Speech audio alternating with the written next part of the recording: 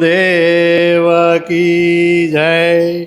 निष्कलंकी नारायण भगवान की, उमिया मात की जय। परम पूज्य परम वंदनीय प्रातः स्मरणीय सद्गुरु हंसतेजी महाराजना श्री चरणों में कोटि कोटि वंदन। તેમજ પરમ પૂજ્ય પરમ વંદનીય બ્રહ્મલીન ગુરુવરે આચાર્ય શ્રી માવજીદાસજી મહારાજના શ્રી ચરણોમાં કોટી કોટી વંદન। તેમજ પરમ પૂજ્ય પરમ વંદનીય ગુરુવરે આચાર્ય શ્રી શિવગણદાસજી મહારાજના શ્રી ચરણોમાં કોટી કોટી વંદન। તેમજ પરમ પૂજ્ય પરમ વંદનીય ગુરુવરે આચાર્ય મહામંડલેશ્વર સ્વામી શ્રી દિવ્યાનંદ હરિજી મહારાજના શ્રી ચરણોમાં કોટી કોટી વંદન। તેમજ પરમ પૂજ્ય સંત શ્રી છગન બાપાના શ્રી ચરણોમાં કોટી કોટી વંદન। તેમજ આપ સૌ સાધકોના હૃદયમાં બિરાજમાન પરમ કૃપાળુ પરમ ચૈતન્ય નિષ્કલંકી નારાયણ મહાપ્રભુજીના શ્રી ચરણોમાં કોટી કોટી વંદન। આજના આ 10મા દિવસના બપોર પછીના જ્ઞાન સત્રમાં આપ સૌનું અમે હૃદયપૂર્વક હાર્દિક સ્વાગત છે। હવે આપણો શિક્ષાપત્રીનો આગળ દોર આપણા પરમ પૂજ્ય પરમ વંદનીય ગુરુવરે આચાર્ય મહામંડલેશ્વર સ્વામી શ્રી દિવ્યાનંદ હરિજી મહારાજને નમ્ર નિવેદન કરીએ કે તેઓ જ્ઞાન સરિતાની સાગરમાં આપણને તરબોળ કરે, એ જ અભ્યર્થના।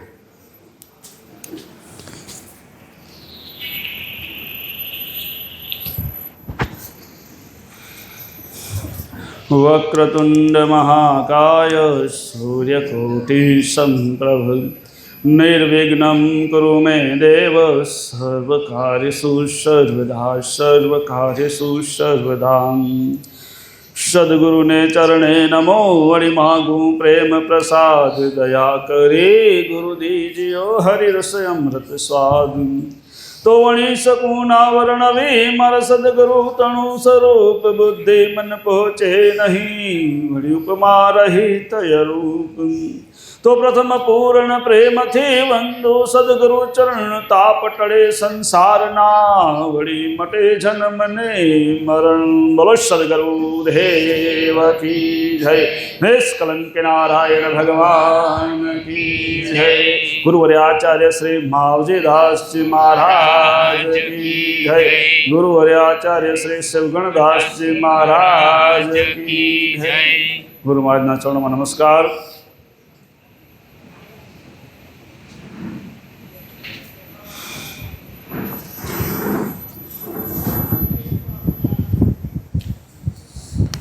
આજના શુભ દિવસે જેને કહેવાય જોત જતામાં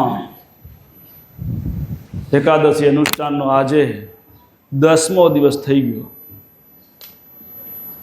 જેમ ખબર ન પડી કેમ આટલા દિવસ વીતી ગયા, આ તો 10 દિવસની વાત છે, પણ જિંદગી કેમ વીતી જાય ને એ પણ ખબર નથી પડતી। તો આજનો 10મા દિવસમાં બીજા સત્રની અંદર उपस्थित अपने संत श्री छगन बापा, साजी गोमामा, अंगड़ामा, मुखी महाराजों, वडीलो माताओं बहनों भूलकाओ सर्वे गतंगाना हृदय में विराजमान परम कृपाळु परम चैतन्य परमात्मा ने मारा कोटि कोटि प्रणाम। आजना सवारना सत्र में छगन बापाए बहु सारी बात समझावी कि आपणे આપણા જેને કહેવાય નિયમમાં રહેવાનું અને પોતાની મર્યાદામાં રહેવાની વાત। અને વિજય જેને કહેવાય 10મો દિવસ હોય તો વિજયનો દિવસ કહેવાય। વિજયાદશમી આવે ને તો વિજય થયો રામનો રાવણ ઉપર। અને આગલા 9 દિવસ છે ને એ નવરાત્રિના 9 દિવસ છે ને શક્તિની આરાધના કરીને શક્તિની પ્રાપ્તિ કરવાના। અને 10મે દિવસે છે ને વિજય મેળવાનો ને આપણા સમજી લો કે જે ઇન્દ્રિયોના વિષયો છે ને એના ઉપર આપણે વિજય મેળવ્યો ને તો આપણા સમજી લો કે રામ મળી જશે। તો આપણે આ ઇન્દ્રિયોના વિષય ઉપર અને કાલે આપણે સમજી લો કે શિક્ષાપત્રીના 50 કડવા પૂરા કર્યા હતા। 50 कर्म पूरा कर्या અને હવે આવ્યું 51મું। હવે 51મું આવે એટલે પછી સમજી લો કે દાંત ને જીભ ને બધા આંખીઓ ને બધા જરા જરા ફેરફાર થવા માંડે। એટલે સમજી લો કે પછી તો વિષય જવા ખપે. રસનાનો વિષય ને શબ્દના વિષય ને બધા સ્પર્શના વિષય ને ત્વચાના, પણ હારા જતા નથી આ બધા રૂપના વિષય ને. તોય હારું ભગવાન તો સંકેત મૂકે હો, દાંત ઓછા થવા માંડે તો ડૉક્ટરો આવી ગયા, એ પાછા હતા એ મજબૂત કરી દે, પાછા ના અમે તો જોવા ન જઈએ. વાળ ધોળા થવા માંડે તો એનો ડાઈ આવી ગઈ, તો અમે પાછો હતો એવો કલર કરી નાખીએ, પણ ના અમે તો હજી જોવા ન જઈએ. વિષયનું વિષ ઉતરતું નથી, વિષય ઉપર વિજય મેળાતો નથી, ત્યાં સુધી આપણે સમજી લો રામ મળવાનો નથી. તો આપણે કાલે એ વાત કરી કે આ 50મું પૂરું થયું ને 51મું કડવું હોય ને જરાક અઘરું હે, ભયંકર હે. છેલ્લે વાત કીધી 51મું કડવું ભયંકર હે. ભયંકર એટલે કે એ મોટામાં મોટો વિષયનો પ્રોબ્લેમ એ જ ત્યાં અટકી જાય, એનાથી આગળ વધતા જ નથી. અને એ હે જીભનો વિષય, ટેસ્ટનો વિષય, રસનાનો વિષય. હવે એ વિષયમાં આમ લોકો એના ઉપર વિજય નથી મેળવી શકતા તો બીજે ક્યાં વિજય મેળવી શકશું? રસના ઉપર વિજય નથી મેળવાતો, બીજે વિજય મેળવશે ખરો? રસના ઇન્દ્રિય એના ઉપર, એટલે એ બોલ્યો એટલે કહેશે મહારાજ એ ન બોલે તો સારું. આ માનસિકતા પહેલી જ હોય. અને કાલે હોતે આવી ગયું પાછું આજે રવિવાર ને એમાં પાછું જોવાની આ, એટલે કહેશે કે આ તો મેળ પડે નહીં. મારે આજે જ ક્યાં હોતે આવ્યું આ કડવા 51મું. અને આ તો જીવન જીવવાની કળા, કે એવું જીવન જેને કહેવાય શિક્ષાપત્રી, એટલે કે આપણે જન્મોજન્મના કર્મબંધનમાંથી મુક્ત થઈએ અને આગળ આમ લોકો એને પાછું આપણે સવારના વાત કરી કે રાવણના જે કામ રહી ગયા હતા, સત્કાર્યો રહી ગયા હતા. બાપે વાત કરી ને કે જેને સ્વર્ગમાં સીડી બનાવવાની એવું સીડી બધા કામ હતા, જે ને બાપથી મોર દીકરો ન મરે ને એ બધા, પણ આપણે સદગુરુમાં તો એ બધું દઈ ગયા.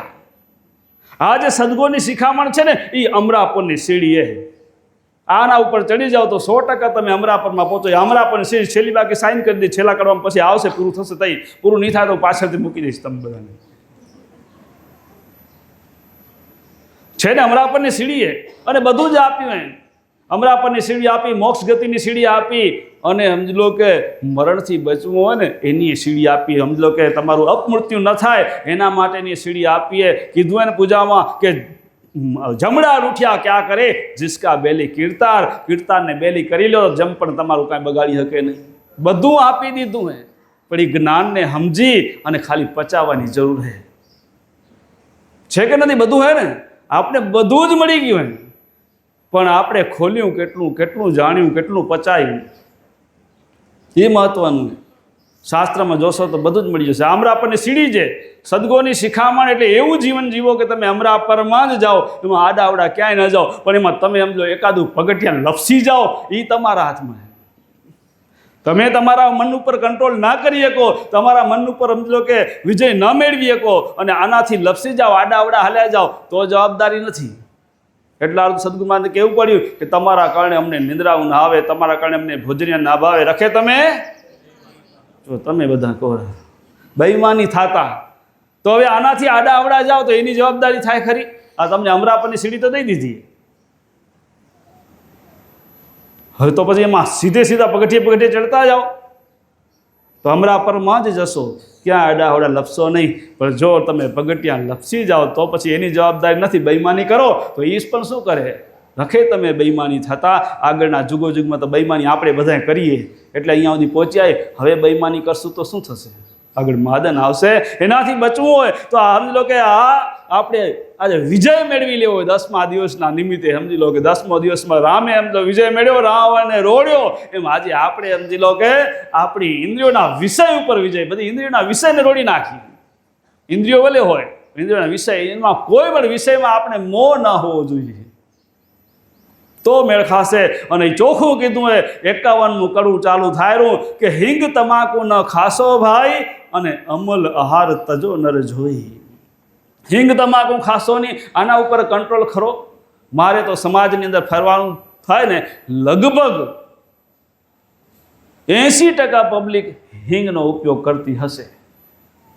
જો હિંગ શું ખરાબ એમ કે ખરાબ હું કાંઈ ને, આપણે જેના શરણે ગયા એનો આદેશ, એની જવાબદારી.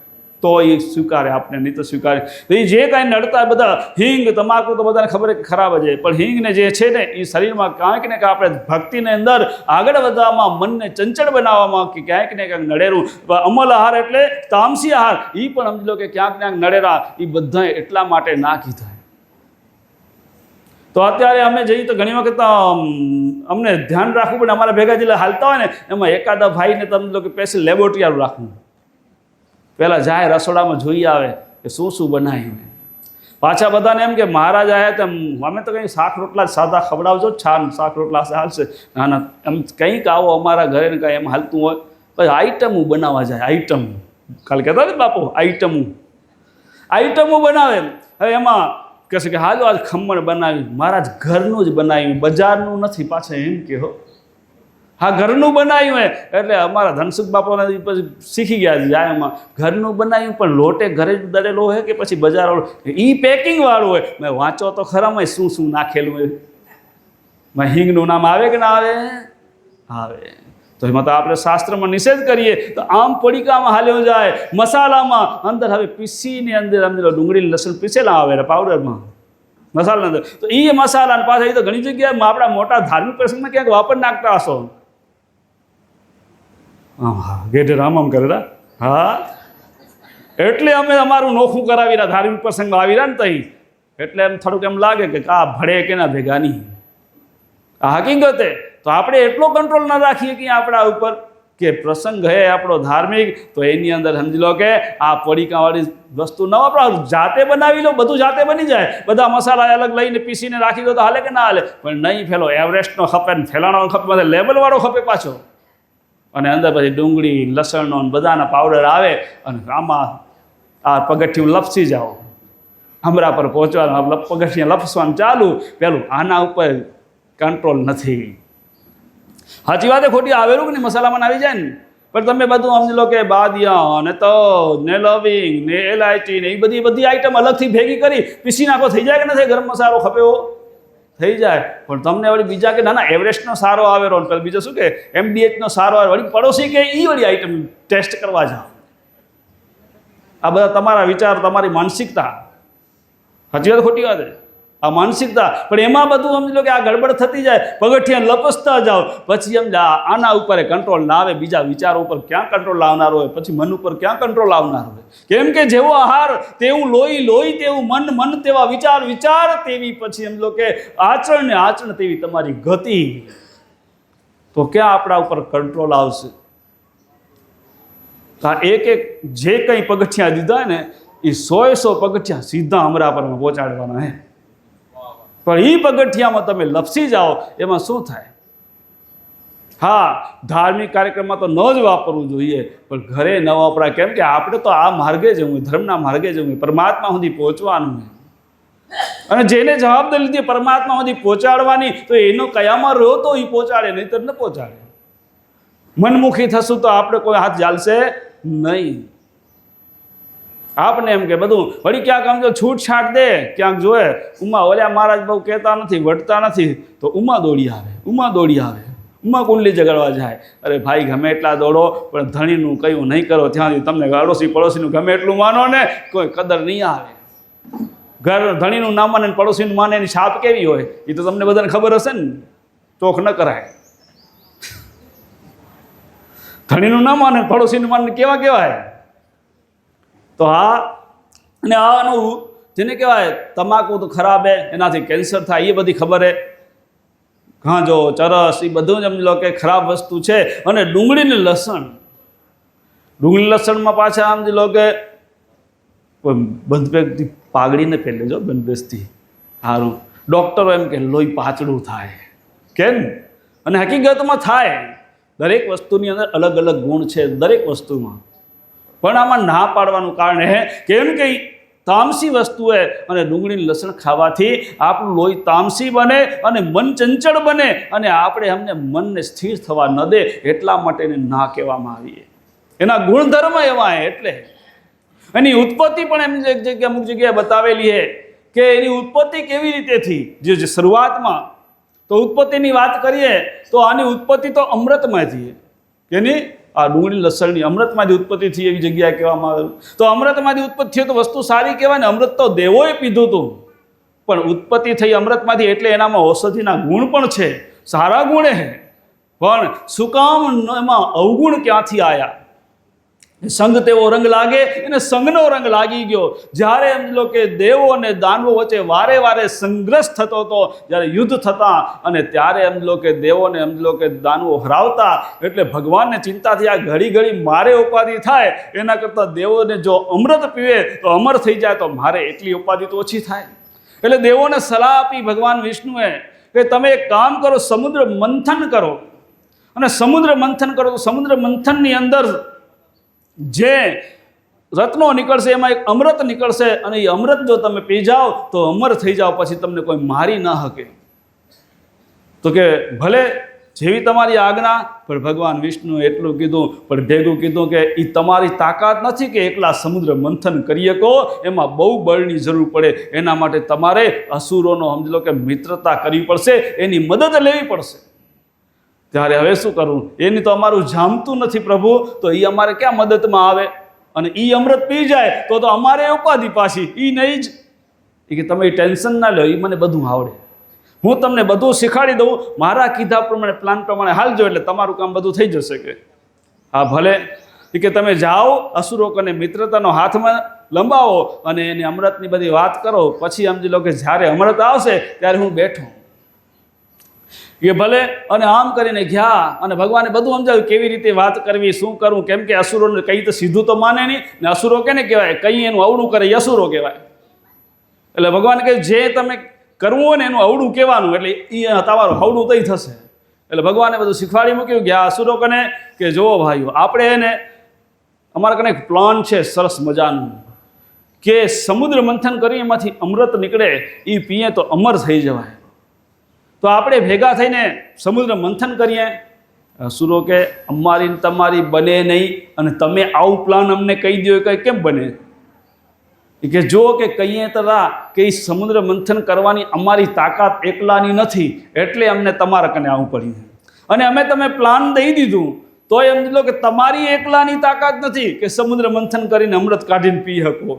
આપણે બેની શક્તિ ભેગી થાય ને મંથન કરીએ તો એમાંથી અમૃત નીકળે, અને એ પીએ તો અમર થવાય. તો અહીંયા અસુરો વિચાર કર્યો, એ વાત સાચી કે એકલાથી ન થાય તો ગમે એવું પ્લાન આપણા કને હોય તો શું કામનું, કાંઈ વાંધો નહીં કરીએ ભલે. એટલે બધી તૈયારી કરવામાં આવી. સમુદ્ર મંથનની હા થઈ, અને સમુદ્ર મંથનની હા કરવામાં આવી એટલે મેરુ પર્વતનો રવૈયો બનાવ્યો, જેમ છાવ હલાવીને એમ. અને પછી દોરડામાં વાસુકી નાગને રાખવામાં આવ્યો. અને દેવોએ ભગવાનનું શીખાડેલું તો બધું અવળું કહેવાનું, એટલે અવળું કહેવાનું. એટલે વળી વાત કરી, જો અમે દેવો હઈ, તમે અસુરો હો, એટલે તમે અસુરો માટે પૂછડા બાજુ તમે રહેજો, અમે દેવો હોય એટલે ફેણ બાજુ અમે રહેશું નાગની. અસુરો કે અમે કાંઈ જેવા તેવા થોડા આવી કે ફેણ બાજુ પૂછડા બાજુ રહી, ફેણ બાજુ અમે રહેશું, પૂછડા બાજુ રહેવું તો નથી કરવું આપણે, જાઓ. કે ભલે ભલે ભલે તમે કયો એમ કરીએ. અસુરો દેવો કહેવા માંડ્યા, ભલે તમે કયો એમ, જાઓ તમે ફેણ બાજુ, અમે પૂછડા બાજુ રહી બીજું શું. ભલે. તો હા ગયા અસુરો ફેણ બાજુ વટમાં, અને આ બાજુ દેવો પૂછડા બાજુ ગયા. હવે પૂછડા બાજુ જ્યાં ગયા ને આ બાજુ ફેણ બાજુ અસુરો સમુદ્ર મંથન ચાલુ કર્યું. જ્યાં સમુદ્ર મંથન થાય ને એટલે નાગને તકલીફ તો થાય ને, તકલીફ થાય એટલે નાગ તો ફૂફાડા મારે. ઝેરના ફૂફાડા મારવા માંડ્યો ને એટલે સમજી લો બધું ઝેર અસુરોમાંથી પડતું આવે ને. અસુરોને જોજો, જ્યાં અસુરો હશે ને કાળા ભૂસ હશે. અસુરનો કલર કાળો ભૂસ એટલે થઈ ગયો નાગના ઝેરથી. જો ભગવાન કૃષ્ણ કાળા હતા. શું કામ? પહેલાં નાનપણથી કાળા નહોતા, પણ જ્યારે કાળી નાગને નાથવા ગયા ને કાળી નાગના ઝેરથી એ ભગવાન કાળા થઈ ગયા હતા. આ તો અસુરો હતા, અને આ વાસુકી નાગના પ્રતાપે એ પણ સમજો કાળા થઈ ગયા. હવે કાળા થઈ ગયા, પણ હવે કેવું કે ને પોતે હાથે કરીને માગ્યું હતું એટલે ભોગવે છૂટો થઈ ગયા કાળા. અને દેવો જોશો ને જાણે હમણાં જ મેકઅપ ના કરાવ્યા એવા લાગે એમ. અને અસુરો જોવો તો બધાએ કાળા ભૂસ. તો હવે નિભાવે છૂટકો, પોતાનું માંગણી કરી લીધી.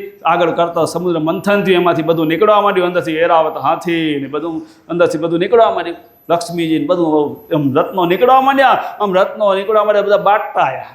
એરાવતે તો હાથી ઇન્દ્રને દઈ દીધો, લક્ષ્મીજી વિષ્ણુને જઈ વર્યા. એમ બધું બટાતું ગયું. પછી 13મું રતનમાં ઝેર નીકળ્યું, હળાહળ ઝેર. અને હળાળ ઝેર નીકળ્યું. હવે આ બાટણી કરવામાં કોણ લે? બીજું બધું તો બાટણીમાં લેતા આવ્યા, હવે ઝેર લેવા કોઈ તૈયાર નહીં. ઝેર લેવા તૈયાર નહીં એટલે બધાએ દેવો વિચાર આપણા ભોળા હોય ને એને જે દઈ હાલે. એટલે ભગવાન બધા પર વિચાર કર્યો એવો હોય ને ભગવાને એક કામ કરો, આ ભોળા શંકર બેઠા સમાધિમાં એને જગાડો, એ લઈ લેશે, એને બધું હાલશે. અને એમાં શિવને જગાડ્યા. શિવને કહે આ હવે હળાહળ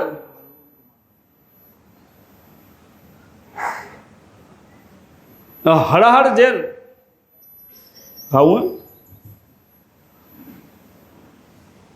તો હળાહળ ઝેર નીકળ્યું. તઈ ભગવાન શિવ આયા અને શિવે સમજી લો કે એ ઝેરને અપનાવ્યું.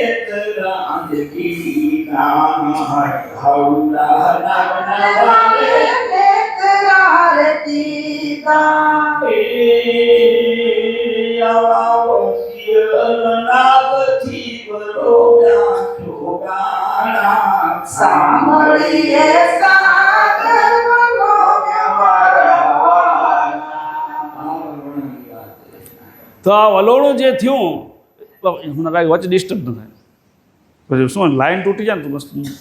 તો વલોણા જે કર્યા ને એમાંથી આ બધું નીકળ્યું, ઝેર નીકળ્યું એટલે મહાદેવે લીધું. અને પહેલાં એને મહાદેવ તઈથી નામ પડ્યું જ્યારે ઝેર પીધું તઈથી. કેમ કે બધાય દેવો ખરા, બધા દેવોના શણગાર, બધા દેવોના બધું અલગ કેવું કે જેને કહેવાય આમ હીરા માણેક સોના ઝવેરાત બધું સારું સારું બધા દેવોનું. અને કોઈ ન લે ને કોઈ ના અપનાવે એ બધું આ શિવે અપનાવ્યું. હવે કોઈ ઝેર ના અપનાવે તો કે કોઈ તમને ન ખપે મને દો અને તમને જોઈતું એ રાખી લો તમે. આવો સ્વભાવ મહાદેવનો. ઝેર કોઈ લેવા તિયાની હળાળ પી ગયા, રાખ્યું કંઠમાં, નીલકંઠ કહેવાના. અને મહાદેવ, હવે એવો કોઈ બીજો દેવ ખરો કે જેને મહાદેવ કીધું હોય કોઈ એના શિવ સિવાય?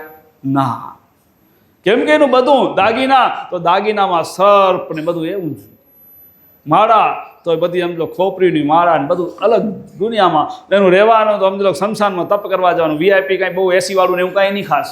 હા, વૈકુંઠમાં જાવ તો કદાચ એસી મળી રહે.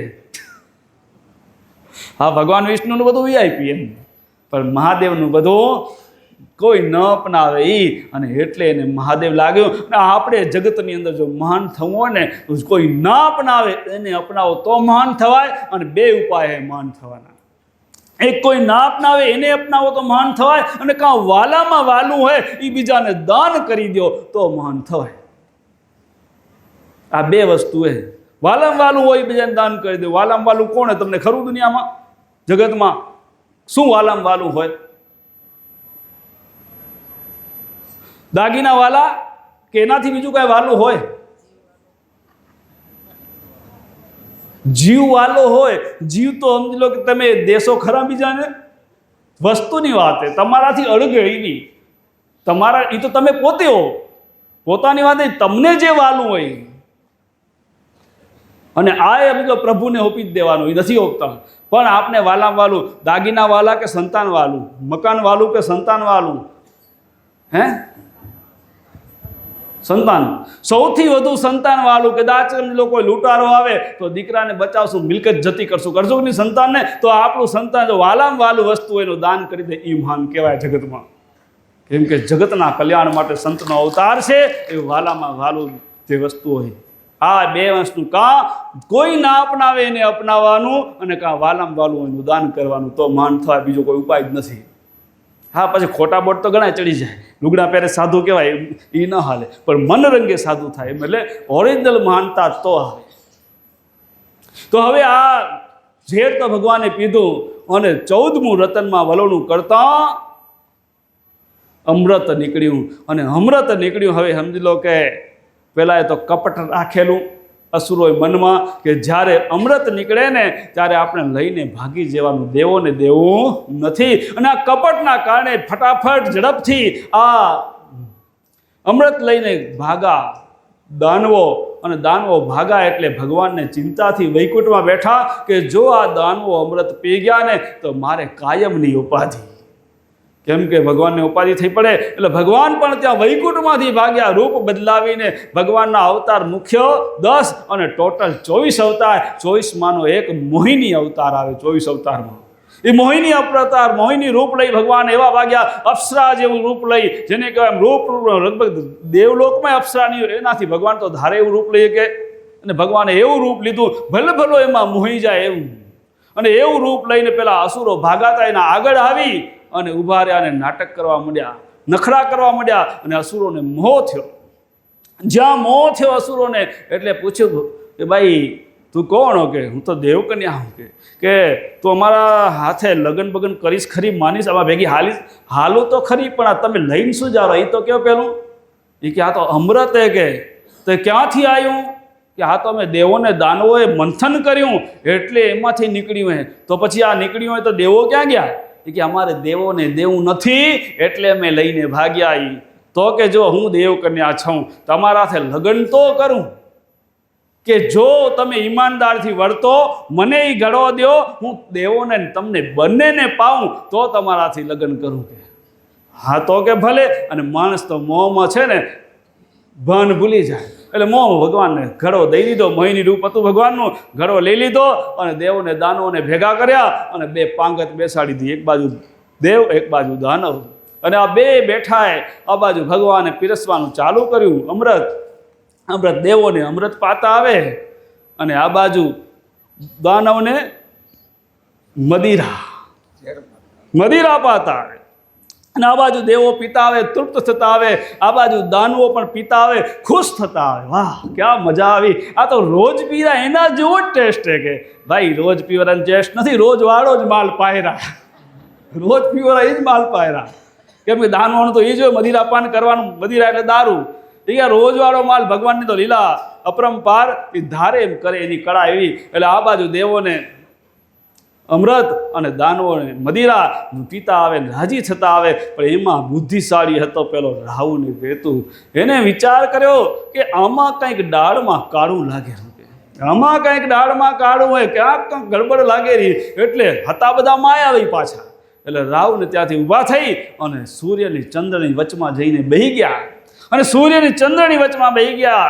અને આ બાજુ ભગવાન દેતે દેતે એને પણ દઈ દીધું અમૃત. અને અમૃત જ્યાં દીધું ને એટલે બાજુમાં બેઠા હતા ચંદ્ર અને સૂર્ય, એને ચાડી કરી. પ્રભુ આ દેવ નથી, આ દાનવ. એને ચાડી ખાધી. એટલે ભગવાન તઈ જ સમજો કે સુદર્શન ચક્ર હાથમાં લઈ લીધો અને ચતુર્ભુજ સ્વરૂપ ધારણ કરી અને એની નળી કાપી નાખી. દીધું તું તો પીવાના હતા, પીધું મોંમાં ગયું. નળી કપાણી એટલે ક્યાં જાય? એ પાછું એના મુખમાંથી જઈ અને પૃથ્વી ઉપર પડ્યું. હતું અમૃત પણ એના મુખમાંથી થઈને આવ્યું એટલે એનામાં અસુરી ગુણ, તામસી ગુણ આવી ગયા અને પૃથ્વી ઉપર પડ્યું. એમાંથી ડુંગળી લસણનો એમાંથી વિસ્તાર થયો. ડુંગળી લસણની ઉત્પત્તિથી હવે હે તો અમૃત માટે ઔષધિના ગુણ હે. એમાં લોહીએ પાતળું થાય, બધું એ થાય, પણ ઔષધિ આ ગુણ આવવાના કારણે એ તામસ ગુણવાળી વસ્તુ ખાવાથી તમે જે કંઈ ભક્તિ કરો એ ભક્તિમાં તમારું મન સ્થિર થવા ન દે. અને જે કંઈ ભક્તિ કરો ને એ ભક્તિ ભજનની અંદર વિઘ્નરૂપ થાય. અને જે કંઈ તમે મહેનત કરો ભક્તિ માટેની, હવે એનું પૂરેપૂરું ફળ આપને મળે નહીં. હવે આપણે જે કંઈ કરીને પૂરું ફળ મળવું જોઈએ કે પછી વ્યર્થ જાય તો વાંધો નહીં, ખોટા ઢેડા કરી તો હાલે. જે મહેનત કરીને ફળ મળવું જોઈએ ને, નહીં તો ખાલી ઢેડા કરવાના રે. આપણે રોજ ધ્યાનમાં બેવો, માળા કરો ને બધું કરો, પણ આ જો શાસ્ત્ર વિરુદ્ધ જો નિષિદ્ધ વસ્તુ ખાવામાં આવે તો એ ખાલી ઢેડા થાય, ખપેવી વળતર ના આવે. ખપેવું કેમ કે આવું બધું ખાવાથી આપણી કરેલી જે મતલબ મહેનત સાધના એની જે ઉર્જા જાગૃત થવી જોઈએ એ ઉર્જા બધી દબાઈ જાય અને પૂરેપૂરું પરિણામ મળે નહીં. હવે તમારી મરજી, ખાવું કે ન ખાવું એ તમારી મરજી. હવે બધાને પૂરો લાભ જોઈએ કે ન જોઈએ ડૉક્ટર સાહેબ? હા, મહેનત કરી એટલો લાભ જોઈએ તો ન ખવાય. બાકી ઢેડા કર્યા રાખવા હોય તો ખવાય. એ તો 4 જુગથી ઢેડા કરતા આવીને હજી કરવા હોય તો ભલે, તમારી મરજી. કેમ કે આપણે ભજન કરવું હોય ભગવાનનું તો આ ન ખવાય એટલા માટે એની ના પાડી. ને બીજું વ્યસનની તો તમાકુ, પછી સમજી લો કે ચરસ, ગાંજો, દારૂ, એ બધાનું. તો એક સુબોધ સાગર નામનું આપણા કને એક પુસ્તક છે. એ સુબોધ સાગર નામના પુસ્તકમાં ચોખ્ખું લખેલું હોય, કોઈ તમાકુ ચાવે, તમાકુ ઊંઘે, તમાકુ ખાય, તમાકુ પીવાય? હા, બીડી સિગરેટ ને પીવાય.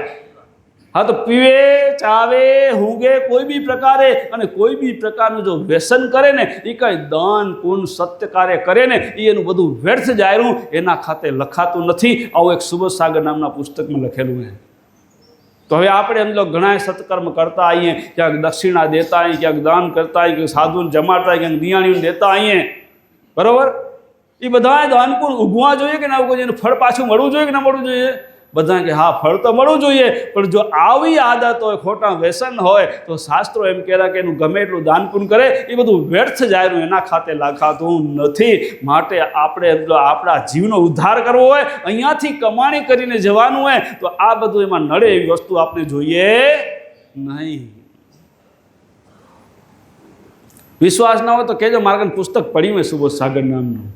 કેમ કે આજે કોર્ટની અંદર પ્રૂફ જોઈએ, એટલે કળજુગમાં પ્રૂફ જોઈએ, પાછા ખોખો આવી પડે એવા બતાવવું પડે. આ ચોપડામાં લખેલું હોય, બાકી બધું હાલ્યું જાય. હા, એક વખત એવું બન્યું, આપણે અહીંયા કને બાપા સેવામાં ઘણા રહેતા હોય ને, હજુ ટોપી પહેરતો તેદીની વાત. દાખલો એવો કે એક આપણા ધાર્મિક અંકો આવતા હોય, અલગ અલગ બીજા આવતા હોય, તો એક ધાર્મિક અંકમાં લખેલું હતું કે કેરી તો અનેક જાતની આવે, કેસર કેરી આવે, દેશી કેરી આવે, લંગડો આવે, તોતા આવે, પછી આपूસ આવે, રાજાપુરી આવે, ઘણી જાતની કેરી આવે. પણ એમાં સૌથી દેશી કેરી છે ને, એ શરીર માટે ગુણવત્તામાં ઉત્તમ છે, એવું લખેલું. પછી બાપાને બધા બેઠા હતા, મેં કેરીની વખાણ કરવા માંડ્યા. એને મેં વાંચી લીધું હતું. એટલે બાપા ગમે એમ કહો, પણ દેશી કેરી જેવી તો એકે ન થાય. મેં વાંચી મૂકી દીધું પ્રશ્ન. બાપા કે ના, કે કેસર કેવી જેવી એકે ન થાય. થઈ ગયો વિવાદ. બાપા કે કેસર, બાપા દેશી કેરી જેવી એક ભલે કદાચ ખાટી હશે, ટેસ્ટમાં ઓના જેવી હખરની હોય, પણ શરીર માટે ગુણવત્તામાં દેશી કેરી જેવી એકે ન થાય. એ કે કેસર જ કેરી જેવી એકે ન થાય. આ હકીકતનો દાખલો. પછી મેં થોડીક વાર હાલ્યું બાપાને, બાપા ના માન્યા. પછી મેં પેલું અંક કાઢીને બધા, બાપા જો આમાં શું લખેલું વાંચો. હવે તઈ સાચું. અત્યારે આ જમાનો થઈ ગયો, પ્રૂફ વગર કોઈ માનતું નથી. એટલે સુબોધ સાગર નામનું પુસ્તક રાખેલું છે, એમાં લખેલું છે ચોખ્ખું. ને આગળ શું કહેલા, તો દનીમાં બેસીને ખાવું નહીં, અને હેઠું જૂઠું ના ખાશો ભાઈ. વળી પાછું એ જાય. ઓલું તો સમજી લો કે વ્યસન એવું તે એ હતું અમલહારનું. આ તો હમુડું વળી પાછું હમુડું બંધ કરાવી દીધું. ભાઈબંધ સર્કલમાં જઈ તો આ જ કરીએ આપણે. એ દનીમાં બેસીને, હોટલમાં બેસીને, દની એટલે હોટલ, દુનિયાદારીનું ખાવું નહીં. કારણ શું કામ? કે દુનિયાદારીમાં જાઓ તો એમાં વેપાર જે કરવો હોય, જેને તો વેચવું હોય, કેમ હેલું કમાય, બધા એવું વિચારે ને. તમે વેપારી હો તો કેમ હેલું કમાવો, એમ જ વિચારો કે ના વિચારો? આમાં હશે, ઘણા વેપારી હશે. તો પછી ક્યાંથી માલ મંગાવીને કેવો માલ વાપરીએ? હવે સસ્તું જોઈતું હોય અને સમજી લો કે વધુ કમાવું તો સસ્તી પડતર થાય તો વધુ કમાણી થાય. તો હવે આ દનીમાં બેસીને ખાવું નહીં. તો એક જગ્યાએ એક ભાઈ હોટલમાં જમવા ગયા અને ઓફિસની અંદર શેઠ બેઠા હતા. પછી આ ભાઈએ જમી લીધું એટલે બોલે વેટર આવ્યો એને બિલ દેવાનું કીધું. ભાઈ આનું કેટલા થયા બિલ? આવ્યું. હા બિલ. એ કે તમે ઓફિસમાં ચૂકવી આવો. શેઠ બેઠા. હું ગયા તો શેઠ ઓફિસમાં ટિફિન ખોલીને બેઠા હતા. કે ને હોટલની ઓફિસ, એમાં શેઠ જે હતો એ ટિફિન ખોલીને બેઠો હતો. કાં શેઠ તમે શેઠ હો? કે હા. કે તો કે ટિફિન કેમ ખોલ્યું? હોટલ તમારી તો અહીંયા જ ખાઈ લેવું, ટિફિન રોજ ચાઠું લઈને આવો. કે એ કે અહીંયા તો જુઓ ઘર જેવું તો ન થાય ને, હોટલનું એ હોટલનું જ કહેવાય ભાઈ. સમજ્યા? ઘર જેવું ન થાય. અને તમે ખરેખર ને હોટલના રસોડામાં આંટો દેવા જાઓ ને તો ખબર પડે, તો ખાવાનું એ ન ભાવે. એ કોથળા આવે ને સફાઈ ન થાય, કે સીધા રંધાતા આવે. હા, માં ઈયળું હોય કે જે હોય એટલે ટેસ્ટી વધારે થાય થોડું. હા, જતા હશે બધા છોરા, જાઓ ને હોટલમાં. હા, પાછી આમ પાછા એમ કે અમે સતપંથી. તાલે એવો કંઈ અમે સતપંથી. તો આ જે બધું રંધાઈ જાય. અને એ શાકભાજી લે કઈ ખબર? હા, જે બધું સમજો કે દુકાનું બંધ થનાર હોય, વેપાર બંધ થનાર તો એ શાકભાજી લે હોટલવાળા. આખા દીમાં વીણાઈને માલ હાલ્યો ગયો હોય, વધઘટનો માલ વધ્યો હોય એ લઈ આવે. ભાવ 100 રૂપિયા ટમાટા હોય ને એને 25 રૂપિયામાં લેવાના હોય, એ 25 રૂપિયામાં લે અને તમને 100 રૂપિયામાં આપે ઘરે લઈ આવી. માલમાં ફરક આવે કે ના આવે? પછી વધઘટનો હોય એમાં કે અંદર કે આપણે તો ને જોઈએ આ હડેલું હોય મૂકો સાઈડમાં, હખર ખરખર વીણ લઈ, પછી વધઘટનો રહ્યો માલું હાજે પછી ફગાવો પડનારો હોય આ હોટલવાળા લઈ જાય અને એ બનાવીને ખવડાવીને હખર મસાલા જરાક નાખી દે આપેલા એવરેસ્ટના ઊન તેલ, એટલે મેળ પડી, વાહ શું ચટપટું બનાવ્યું એમ બધું ખાઈ ગયા ને કે અમે સતપંથી છીએ. આ દનીમાં બેસીને ખાવા એટલે. અને બજારનું તમે ગમે અત્યારે તો કળજુગમાં એટલી અમને વ્યાપી ગયું ખરાબ કે જેને કહે ભ્રષ્ટ થઈ જઈએ આપણે, ભ્રષ્ટ. કેમ કે કળજુગની અંદર શુદ્ધ ખાવાવાળા ઓછા અને બધું હાલસેવાળા ઘણા. 30% જ લગભગ શુદ્ધ ખાવાવાળા હશે, શુદ્ધ શાકાહારી, બાકી બધું હાલે. આજે જોઈ તો તમને સત્ય ઘટના કહું, લગભગ 2 વર્ષ જેવા થઈ ગયા છે કે 2 વર્ષથી ઉપર થયા હશે કદાચ. અમારે ભરૂચ જવાનું થયું, હરિભાઈને ત્યાં ઓળખતા હશો કોઈ હરિભાઈને ગળાણીવાળાને, બરાબર ઓળખો ને?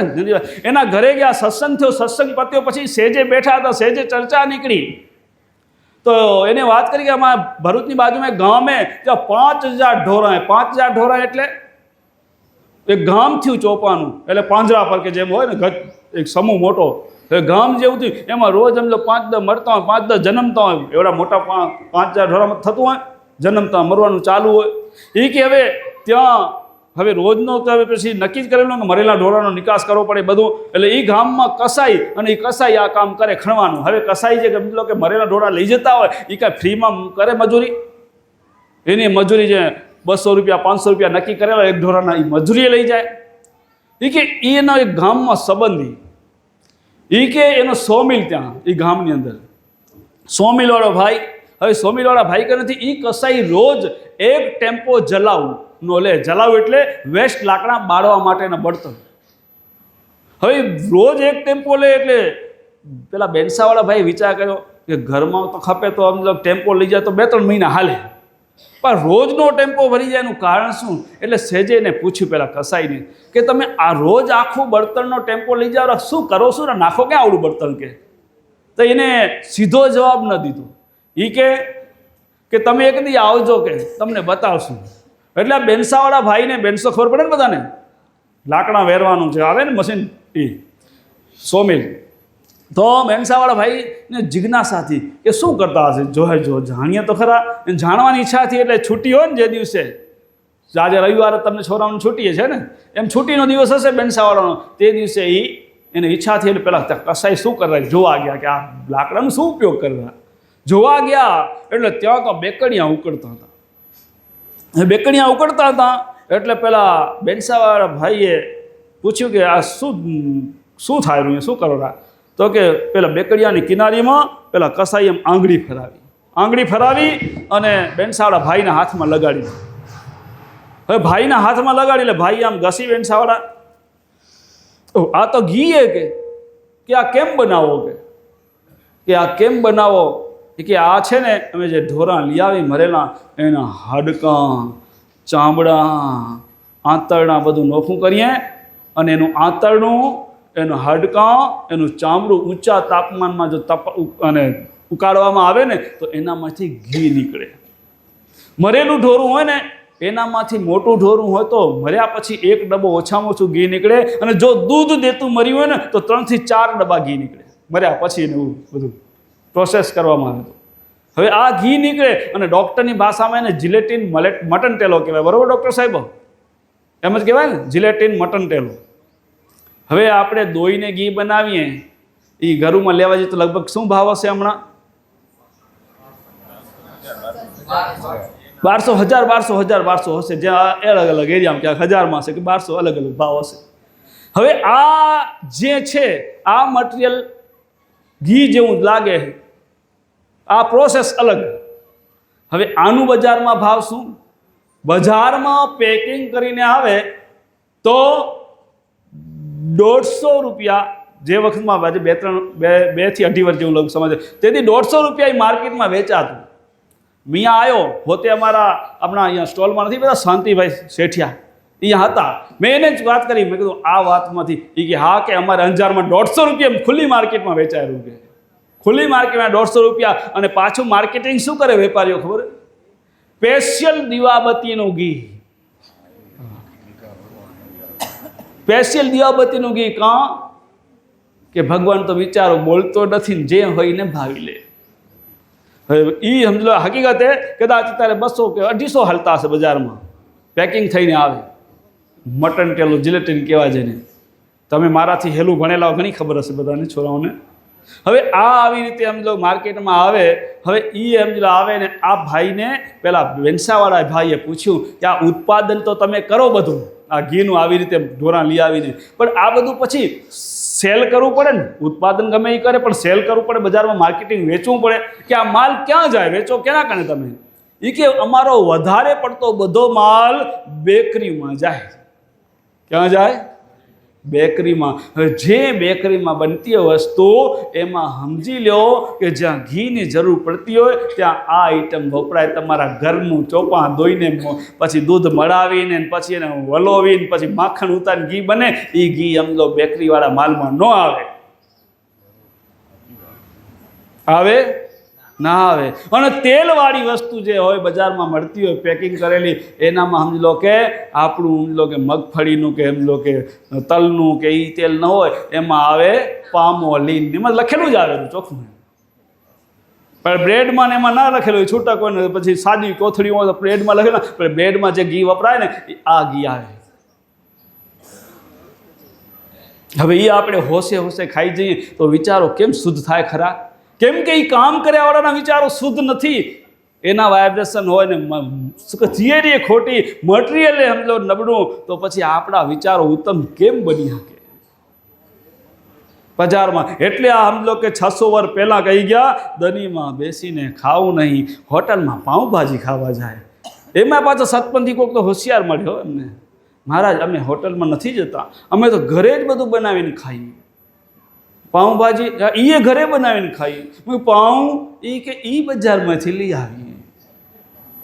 હવે જેમાં આમ રોલો એ જ બજારમાંથી લઈ આવો, કરવું શું? જો જે મને તો સત્ય કહેવું પડે, કેમ કે આ અમરાપુર સુધી પહોંચાડવા હોય સદગુરુ મહારાજને, અને હું એનો ટપાલી થઈને બેઠો હોઉં તો મારે ટપાલ તો સાચી જ પહોંચાડવી પડે ને. ખોટી ટપાલ પહોંચાડું તો મારું પૂછાણું થાય. હા બાપા, પૂછાણું આપણું થાય કે આવું સાચું સાચું ન કહેવાય. આવું સાચું કહેશું તો છોરાઓને હખર નહીં લાગે.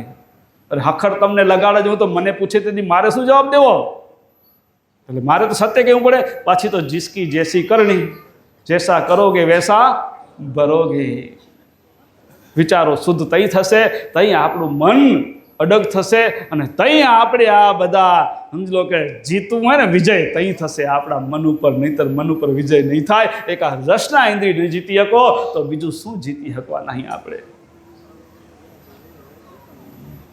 તો પેલું આને જીતવાનું છે. તો આવો બધું મટીરિયલ આવે બજારમાં નબળું, અને બીમારી વધવાનું કારણ એ જ છે પાછું. કીધું અનીમાં એટલે ખબર બજારવાળું ખાશો તો બીમાર પડશો. એ તેથી આપણા શરીરનું, આપણા મનનું, આપણા કર્મનું, આપણા આરોગ્યનું બધું જ આમાં દીધું હોય સદગુરુની શિખામણમાં. બધું જ શરીરનું, મનનું, અંતકરણનું, બધા જ પ્રકારનું તમને સમજો કે જીવનની અંદર જે જરૂરી અમરાપુર જે નડેરું એ છોડવાનું, અને અમરાપુર જવામાં જે જોઈએ એ અપનાવવાનું, એ બધું જ શિક્ષાપત્રીમાં બતાવી દીધું. અમરાપરની આ સીડી છે. રાવણ કદાચ ન કરી શક્યો, પણ અત્યારે 600 વર્ષ પહેલાં સદગુરુમાં બધું દઈ ગયા કે હા આ તમને સીધે સીધી સીડીમાં જ હાલ્યા જાઓ, આ કળજુગમાં પાર ઉકળી જશો. જાઓ, 4 યુગ ગયા તમને ઢૂંઢતા, હજુ એ નાયો છે, પણ અથર્વવેદને વાક્ય ચાલશો તો નિવેડા થાશે આણી દે. આ કળજુગની અંદર તમને સીડી દઈ દીધી. અથર્વવેદને વાક્ય ચાલશો તો એ નિવેડા થશે આણી દે. આ જ દેથી 4 યુગમાં તમે ના ઉકરી શક્યા, ભગવાન સુધી ના પહોંચતા, કાંઈ વાંધો નહીં. હવે તમને આ બારક બતાવ્યો અથર્વવેદના આધારે, એના માર્ગે હાલ્યા જાઓ. આ શરીરથી જ તમારું કલ્યાણ થઈ જશે. બીજો દેહ ધારણ નહીં કરવો પડે, પણ પગથિયા લપસી ન જજો. જો પગથિયા લપસી ગયા તો જવાબદારી કોઈ લેશે નહીં, તો પડવા ના જાય. તો દનીમાં બેસીને ખાવું નહીં ને એઠું જૂઠું ના ખાશો કે જેનું એઠું બેઠું ન ખાઈ લઉં, એઠું જૂઠું. કારણ કે એમ તો ખાવાવાળા સામે આમાં આરોગ્યની દ્રષ્ટિએ જોઈએ તો કોઈને એમ લો કોઈ ચેપ થયેલો હતો એ આપને લાગે. અત્યારે જો હમણાં વચમાં તાવવાળું અહીંયા બહુ આવ્યું, ચેપવાળું. હવે એમ લો કે આજે મરને કે એની બીક જ નથી, મરવાની બીક નથી, હવે દંડની બીક હે. અહીંયા વાયરસ આવ્યો એટલે શરદી થાય ને તાવ આવે, અમુક અમુક એવા કેસ બન્યા. ડૉક્ટર સાહેબ માં ભેગા રાખેલા છે જ ભેગા, એટલે વાંધો નહીં, ઇન્જેક્શન દીધા રાખ્યા ડૉક્ટર સાહેબે. વિનભાઈ સાહેબનું કામ એ જ કર્યું લગભગ. હજી હાલેરું ને લગભગ 2-3 વાર અહીંયા ઇન્જેક્શનો મંગાવે, દવાઈઓ હાકલી જ આવી હમણાં એ જ સારું જાય. હજી કોઈક રહી ગયું ઇન્જેક્શન ખાવાવાળું. લગભગ મારા કરતાં એની ઓળખાણ ન વધી જાય તો અયો.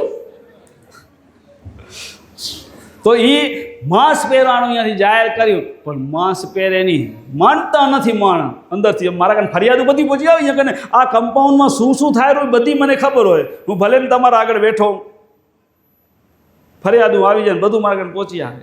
માનતા નથી માસ્ક. એ તો ક્યાં કોરોનાની ક્યાં બીક હતી, માસ્ક ક્યાં પહેરતા હતા.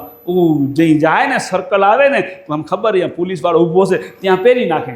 બાકી એમ તો એમ ફરે, મરવાની બીક નથી, પોલીસવાળાની બીક હતી. અહીંયા જો એમ કોઈક દંડો લઈને ઊભા રાખો ને તો માને, નકો ન માને આ પ્રજા. અને એટલું એ ના માને, બીજું શું માનનારા કહો તો ખરા.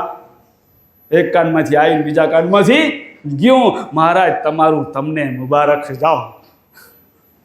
એમાં આપણું ભલું થાય. આપણે તો એક એક સ્ટેપ ચડવાનું હોય, અમરાપર સુધી પહોંચવાનું હોય. મારું ન માનો તો કંઈ નહીં, શાસ્ત્રનું માનો. હું કદી આગ્રહ જ નથી મારો કે મારું માનજો. હું તો કાયમ કરું મારું માનો નહીં તો કંઈ નહીં, શાસ્ત્રનું માનો. હું જે કહું આના આધારે એમાં ગુરુમાં કને શીખ્યો હું. એના પેલું ટોપી પહેરીને ફરતો ને તેથી ઘણી વખત એના મોઢે સાંભળેલું, અમારું નહીં માનવાનું, અમે જે કંઈ શાસ્ત્રના આધારે હોય તો જ અમારું માનજો, નહીં તો અમારું એ ન માનતા. હવે આનથી માથે ખુલાસો કેટલો કરવો. તો આપણે આ સમજો કે આ આપણી ટેવ સુધરશે. અને પાછું સમજો કદાચ ચેપવાળું ન હોય, પણ એ દરેકના વિચારો કેવા હોય, દરેકનું સમજો આચરણ કેવું હોય, તો કેના માનસિકતા કેવી હોય, એના પણ વાઇબ્રેશન એમાં આવે. એટલે હેઠું જૂઠું પણ ન ખાશો.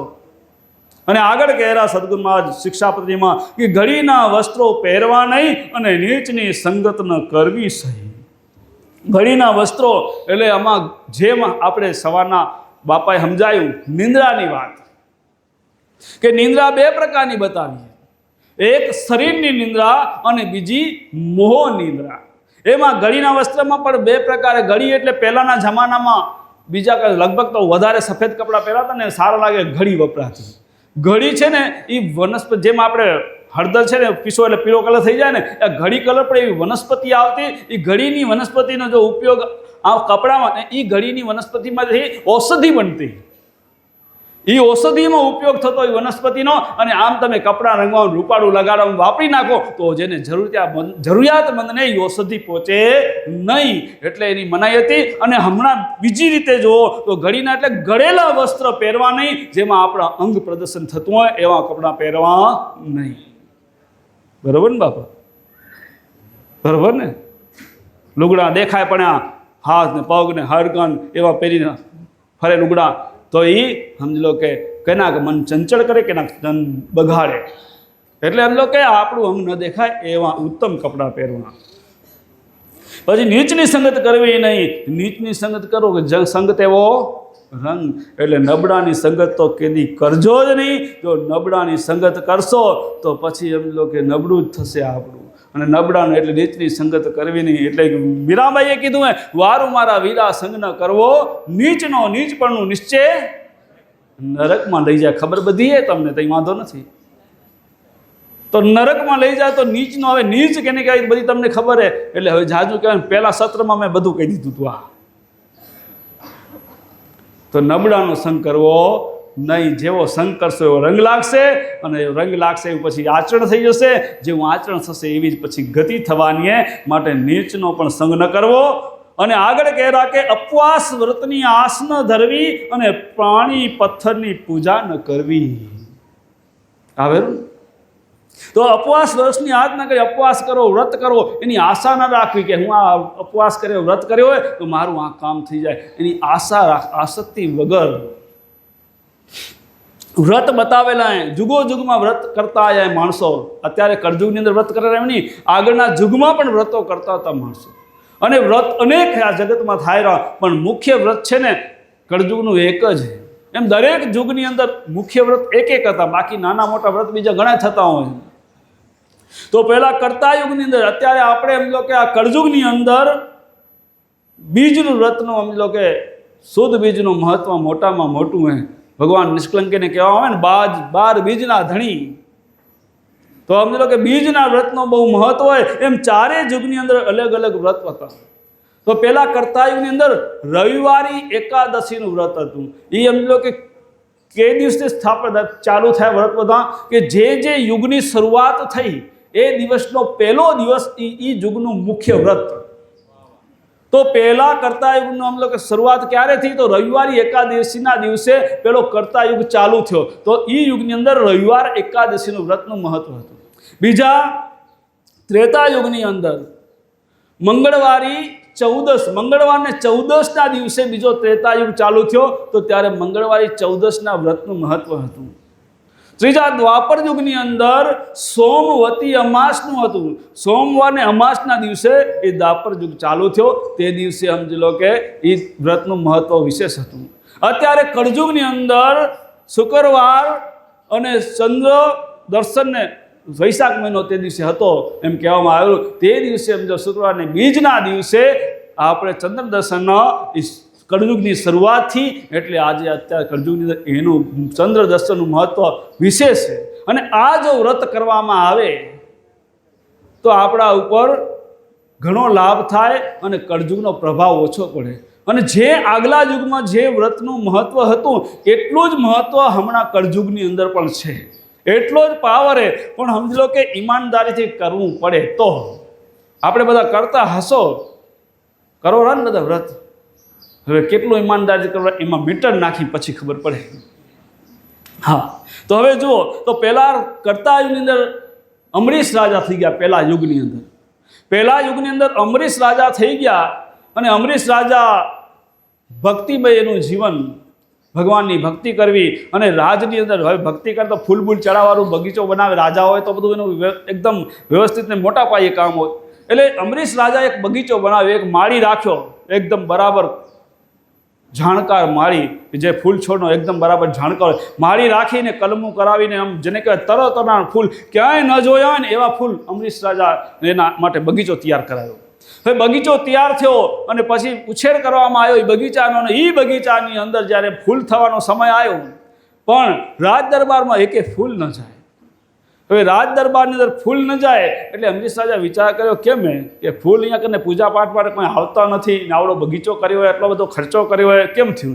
બોલાયો માળીને બોલાયો, ભાઈ આપણે બગીચો એટલો બધો બનાવ્યો હોય મોટો અને સરસ મજાનો, ફૂલ કેમ આમાં આવતા નથી પૂજા પાઠમાંથી? શું હે ફૂલ થાય નથી થતા? ત્યારે માળીએ કીધું, ફૂલ તો થાય ના મહારાજ, પણ જ્યારે એ કળિયુગ ખીલવાની તૈયારીમાં હોય ને એની રાતોરાત કોઈક ચોરી કરી જાય. સવારના ફૂલ રહેતા નથી, કે રાતે ચોરી થઈ જાય, એટલે અહીંયા હું પહોંચાડી શકતો નથી. વિચાર કર્યો, આપણે એમ લો અમરીશ રાજા, આપણે મહેનત કરી, આવડો બધો ખર્ચો કર્યો અને આ બગીચો બનાવ્યો, અને આપણા બગીચામાં કોઈ બીજા ચોરી કરી જાય હાલે ખરું? આપણે કોઈ વાડી ખેતર બગીચો કાંઈ હોય આપણો, એમાં કોઈ બીજા ચોરી કરી જાય આપણે હાલે રાજી થઈ ખરા? ના, આપણી મહેનતનું કોઈ બીજું કેમ લઈ જાય? એમ આ રાજાને એમ થયું કે આ કોણ એમ લઈ જાય બીજા હાલે? હવે પકડો ચોરને. કે હવે ચોરી રાતે થઈ જાય એટલે સિપાહીઓને કીધું, કે બગીચાની અંદર તમે ખૂણે બધે કોઈક છુપાવે છે, જુઓ, રાતે ચોરી કરવા કોણ છુપાઈને જુઓ બધું. એટલે રાતે અમુક એરિયામાં બગીચામાં સિપાહીઓ છુપાઈ ગયા. રાતે એમાં તો દેવલોકમાંથી પુષ્પક વિમાન આવ્યું. વિમાનમાં અંદર અપ્સરાઓ બેવીને આવી, અને અપ્સરાઓ આવ્યું અને વિમાન નીચે ઉતર્યું. એટલે અપ્સરાઓ ઉતરી અને જે કંઈ ખીલવાની તૈયારીમાં ફૂલ હતા ને એ બધા જ ફૂલ અપ્સરાઓ વીણી લીધા, ભેગા થઈ અને વિમાનમાં લઈને પાછું દેવલોકમાં હાલી ગયું, સ્વર્ગમાં. આ જોયું દ્રશ્ય. અને સવારના રાજદરબાર ભરાણો અને રાજદરબારની અંદર સિપાહીઓ વાત કરી કે આપણા અહીંયા દેવલોકમાંથી વિમાન આવેલું ને અપ્સરાઓ આવીને બધા ફૂલ ચોરી કરી જાય રહ્યું ને દેવલોકમાં જાય આપણા ફૂલ. રાજાએ વિચાર કર્યો, મહેનત આપણે કરીએ, ખર્ચો આપણે કર્યો, અને આ બધા ચોરી કરીને સ્વર્ગમાં વિમાનમાં લઈ જાય ફૂલ, એ થોડું હાલતું હોય? હવે કરવું શું? એટલે એ વખતે બ્રાહ્મણો ત્રિકાળ જ્ઞાની હતા. બ્રાહ્મણોને બોલાયા. હવે બ્રાહ્મણોને બોલાયા એટલે બ્રાહ્મણોને પૂછ્યું કે આ વિમાન આવેલા અને અપ્સરાઓ ચોરી કરી જાય અહીંયાથી ફૂલની, હવે આને રોકવા કેમ?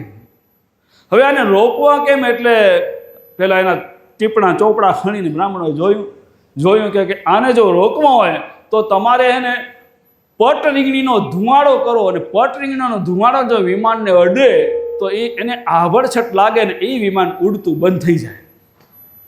તો પટ રીંગણી ખબર પડે ને? ના પડે. વાયલા છોરાને ખબર ના પડે, મોટા આગલા છોરાને ખબર પડે. ખેતરમાં ગયા ને એને ખબર. એને રીંગણા જોયા, રીંગણાના પાંદડા જોયા છોડવા, એવા જ પાંદડા હોય અને માથે કાંટા હોય, અને જમીન માથે જ પથરાય, ઊંચા ન થાય. એ પટ રીંગણી કહેવાય. અને એમાં ડેડા આટલા થાય, નાનકડા પાકે તે પીળા થાય, એ ખાવામાં ના હાલે. એને પટ રીંગણી કહેવાય. જેમાં આપણે હવે તો બધા શું કે ઓલ આઉટ ને અગરબત્તીઓ ઊન તેને આવી ગયા ને મચ્છર ભગાડવાના. તો પહેલાં આપણા વડીલો શું કરતા? લીમડાનો ધુમાડો કરતા. લીમડાનો ધુમાડો કરે એટલે મચ્છર ના આવે. એમ સમજી લો કે હવે આને પટ રીંગણીનો ધુમાડો કર્યો. એ આખા બગીચામાં જ્યાં ત્યાં પટ રીંગણીના ઢગલા કરી અને એમ લો લગાડી નાખ્યું કે જેનો ધુમાડો થાય, આપણો જ્યાં ઉતરે ને તેનો ધુમાડો અડે અને ઉડતા બંધ થઈ જાય વિમાન. એટલે આ પટણી લગાડી વિમાન આવ્યું એટલે ધુમાડો અડ્યો, ઉતરી તો ગયું. અને અપ્સરાઓ જે કાંઈ ફૂલ વીણવા હતા બધા વીણી લીધા. ફૂલ વીણાઈ તો ગયા. પછી જ્યાં આમ લો કે વિમાનમાં બેસી અને કીધું, આદેશ કર્યો વિમાનને ઉડવાનો. વિમાન ઉડે નહીં, વિમાન ઉડતું નથી. અપ્સરાઓ મૂંઝાણી થયું શું, ગડબડ શું થઈ ગઈ? હવે આ પટણીના પ્રતાપે આ ધુમાડો જે બ્રાહ્મણોએ બતાવેલી વિધિ હતી, વિધિ કરી એટલે બ્રેક થઈ ગયા વિમાન. અને હવાર પડી એટલે રાજદરબાર ભણવાનો. રાજદરબારની અંદર જાણ કરી કે વિમાન આજે હવે ઉડ્યું નથી ને અપ્સરાઓ અંદર વિમાનમાં બેઠી હોય અને વિમાન બગીચાની વચ્ચે ઊભું હોય. તો વળી પર યાદ આવ્યું અમરીશ રાજાને કે આ છે તો ઇન્દ્રનું વિમાન, દેવલોકનું વિમાન હે, અને જો આપણે અટકાયું તો હે, પણ કદાચ જો સમજો પાછું નહીં પહોંચે અને જો ઇન્દ્રને ક્રોધ આવ્યો અને જો શ્રાપ બાપ દઈ દે તો આપણી તો ઉપાધિ થઈ પડે. એટલે વળી પાછું એને તો આને પાછું જાય તો સારું, આ ઉપાધિમાં પડવું એના કરતાં. વળી પાછું બ્રાહ્મણોને બોલાયા. આ વિમાન તો ઊભું તો રહી ગયું, પણ જો પાછું નહીં જાય ને ઇન્દ્ર કોપાયમાન થશે તો શું થશે આપણું? કે હવે વિમાન પાછું જાય એવો કંઈ ઉપાય કરો. હવે ઉપાય વળી પાછા ટીપણા ખોલ્યા બ્રાહ્મણોએ. ટીપણા ખોલીને કે હવે કે અત્યારે આપણા યુગની અંદર રવિવારી એકાદશીનું જે મહાવ્રત છે એ મહાવ્રત કોઈએ 12 પોર કરેલું હોય અને એનું કોઈ પુણ્ય અર્પણ કરે તો આ વિમાન ઉડે. હવે આ 12 પોરનું વ્રત તો કે એ તો મને ખબર નથી કે આ રવિવારી એકાદશીનું વ્રત થાય, મને ખબર નથી.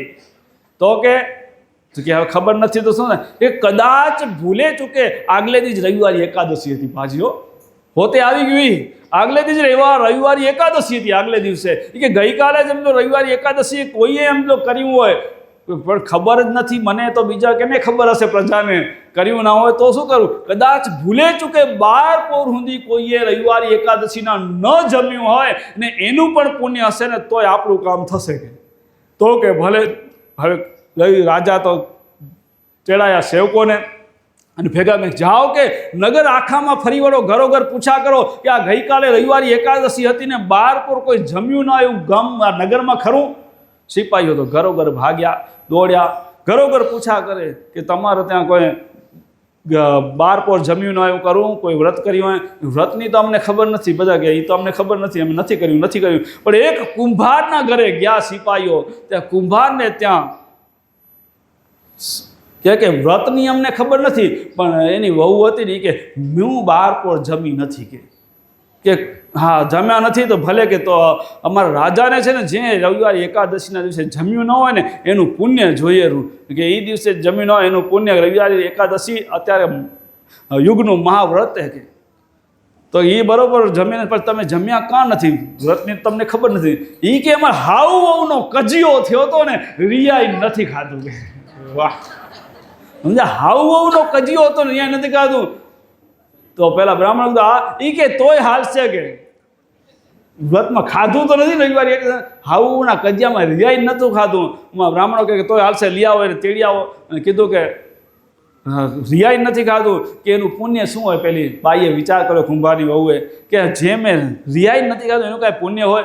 પણ એને કીધું કે જો એ અમને હાલશે, એનું પુણ્ય થાય અને એનું અર્પણ કરશો તો આ અમરીશ રાજાનું કામ થાય. બ્રાહ્મણોએ કીધું કે કાંઈ વાંધો નહીં, જો એનું કામ થતું હોય તો હાથમાં લીધી અંજલિ અને સંકલ્પ કર્યો કે જે મેં આ રવિવારે એકાદશીના બાર પર મેં જે આહાર નથી લીધો અને જો એનું જે પુણ્ય થતું હોય ને એ જો મારા અમરીશ રાજાનું, અમારા રાજાનું પાલનહારનું જો કામ થતું હોય તો બ્રહ્મા અર્પણ કર્યું. જ્યાં અંજલિ મૂકીને વિમાન સસડાટ કરતું ઉડી ગયું. વિચાર કર્યો અમરીશ રાજાએ કે જેને કહેવાય, જેને ખબર નથી વ્રતની અને જેને કહેવાય રિયાઈને નથી ખાતું અને એનું જો આટલું પુણ્ય થતું હોય, જો નિયમિત, જો નિયમ પ્રમાણે જો વ્રત કરવામાં આવે તો એનું કેટલું પુણ્ય થાય. હવે વિચાર કર્યો કે આ વ્રત હવે આપણે નગરમાં સૌને ફરજિયાત કરવાનું, ફરજિયાત કરી નાખ્યું. રાજા એટલે હું લાભ એકલો લો નહીં, આખા નગરજન બધાને પુણ્ય મળવું જોઈએ. રાજા ધર્મી હતા પોતે, ઓમ કે હું ફાયદો, મને ફાયદો નહીં, આખા નગરને ફાયદો થવો જોઈએ. અને કાયદો ઠોકી દીધો કે આ પ્રમાણે દરેકને એમ લો કે હવે જ્યારે રવિવારી એકાદશી આવે એટલે ફરજિયાત નગરમાં નાના મોટા બધાએ રવિવારી એકાદશીનું વ્રત કરવું ફરજિયાત. હવે જ્યારે રવિવારી એકાદશી ફરી આવી અને ત્યારે નગરની અંદર જાહેરાત કરી દીધી કે સવારે રવિવારે એકાદશીનું વ્રત છે તો બધાએ ફરજિયાત વ્રત રાખવાનું હોય, ઉપવાસ રાખવાનો હોય અને આપણે વ્રત છોડવાની જગ્યા આપણે આ રાજ દરબારનો ચોક, રાજ દરબારના ચોકની અંદર આપણે આ વ્રત છોડશું. અને વ્રત સમજી લો કેવો નિયમ બારપોરનો, એટલે વ્રત છોડતી વખતે પૂજા કરવી પડે. પહેલી આપણે કરીએ પૂજા, ચંદ્ર દર્શનના આજે પૂજા થાય ને પછી વ્રત છૂટે એટલે આને પૂજા કરવાની. તો પૂજા કરવા માટે આમંત્રણ લીધું. ત્યાં બેઠા હતા હોતે દુર્વાસા ઋષિ. બાપે વાત કરતી ને ક્રોધના, ક્રોધીનું ઝાડું, ક્રોધ હાલતે ક્રોધ આવી જાય. દુર્વાસા ઋષિ બેઠા હતા, એને કીધું કે મહારાજ આવા અમે રવિવારે એકાદશી રાખી રહ્યા અને હાજે અમ વ્રત છોડવાના સમય તમે પહોંચી આવજો અને તમારે હાથે અમને આ વ્રત છોડાવવું હોય ને તમે પૂજા તમે કરજો. હા હા, પારણા. હવે પારણા એટલે છોડવાની ભાષા અલગ. તો હવે ભલે કે હું પહોંચી આવીશ, કહી તો દીધું, પણ જેમ નારદજીને સમજી લો કે ત્રણેય લોકની વિજા, એમાં દુર્વાસા ઋષિને અમુક વિશ્વામિત્ર બધાને 3 લોકની વિજાઓ હતી. એ દેવલોકમાં જાય નહીં, પૃથ્વીલોકમાં આવે. હવે આ સમજી લો કે હાજે પહોંચી આવીશ કહીને તો ગયા દેવલોકમાં બેઠા હતા સભામાં બધાય ઋષિઓ અને દેવો અને બધાય. અને ત્યાં ઓચિકતાનું ઇન્દ્રનું સિંહાસન ડોલવા માંડ્યું. ઇન્દ્રનું સિંહાસન ડોલવા માંડ્યું એટલે ઇન્દ્રએ વિચાર કર્યો કે એવો તપસ્વી કોણ પાક્યો કે મારું સિંહાસન ડોલેલું. એટલે સિંહાસન શું કામ ડોલે ખબર પડી કે જગતમાં કોઈ તપસ્યા કરે કે જે ઇન્દ્રથી આગળ જાય, ઇન્દ્રથી પણ આગળ જાય તપસ્યા, ત્યારે ને ઇન્દ્રનું સિંહાસન ડોલે. કેમ કે ને સ્વર્ગલોકનું સિંહાસન તપના આધારે મળે, પુણ્યના આધારે મળે. એટલે ઇન્દ્રને ઈર્ષા એ હોય કે મારાથી કોઈ આગળ વધવો ન જોઈએ. જો આગળ વધી જાય અને જો સિંહાસન માગે તો મારે ઇન્દ્રાસન છોડીને એને દઈ દેવું પડે. અને એ તમારે જોવું હોય તો ભગવાનનો વામન અવતાર થયો ને ત્યારે બલિ રાજાએ એ માગ્યું હતું શુક્રાચાર્ય કને જઈ અને મારા ગુરુ મહારાજે કીધું, શુક્રાચાર્યના ગુરુ હતા દૈત્યોના, કે ગુરુજી કે મારે કે ઇન્દ્રાસન જોઈએ, ઇન્દ્રનું રાજ, અને ઇન્દ્રના રાજ માટે એને 100 યજ્ઞો કરવાના કીધા. તો 100 યજ્ઞ કરવાના અને જે કોઈ યાચક આવે એને તારે જે માગે એ દાન દેવાનું. કોઈને એમ લો કે અસંતુષ્ટ નહીં કરવાનું, બધા સંતુષ્ટ કરીને જ મૂકવાનું. જે માગે એ દેવાનું. રાજાને કાંઈ વાંધો નહોતો, એના તો ઘણી મિલકત હતી અસુરને કને, એટલે કે ભલે જે આવે જે માગે એ બધું દાન દે, બધું કરે. આમ યજ્ઞો કરતા 99 યજ્ઞો થઈ ગયા. હવે છેલ્લો યજ્ઞ બાકી રહ્યો ને ત્યારે ભગવાન નારાયણને ચિંતા થઈ.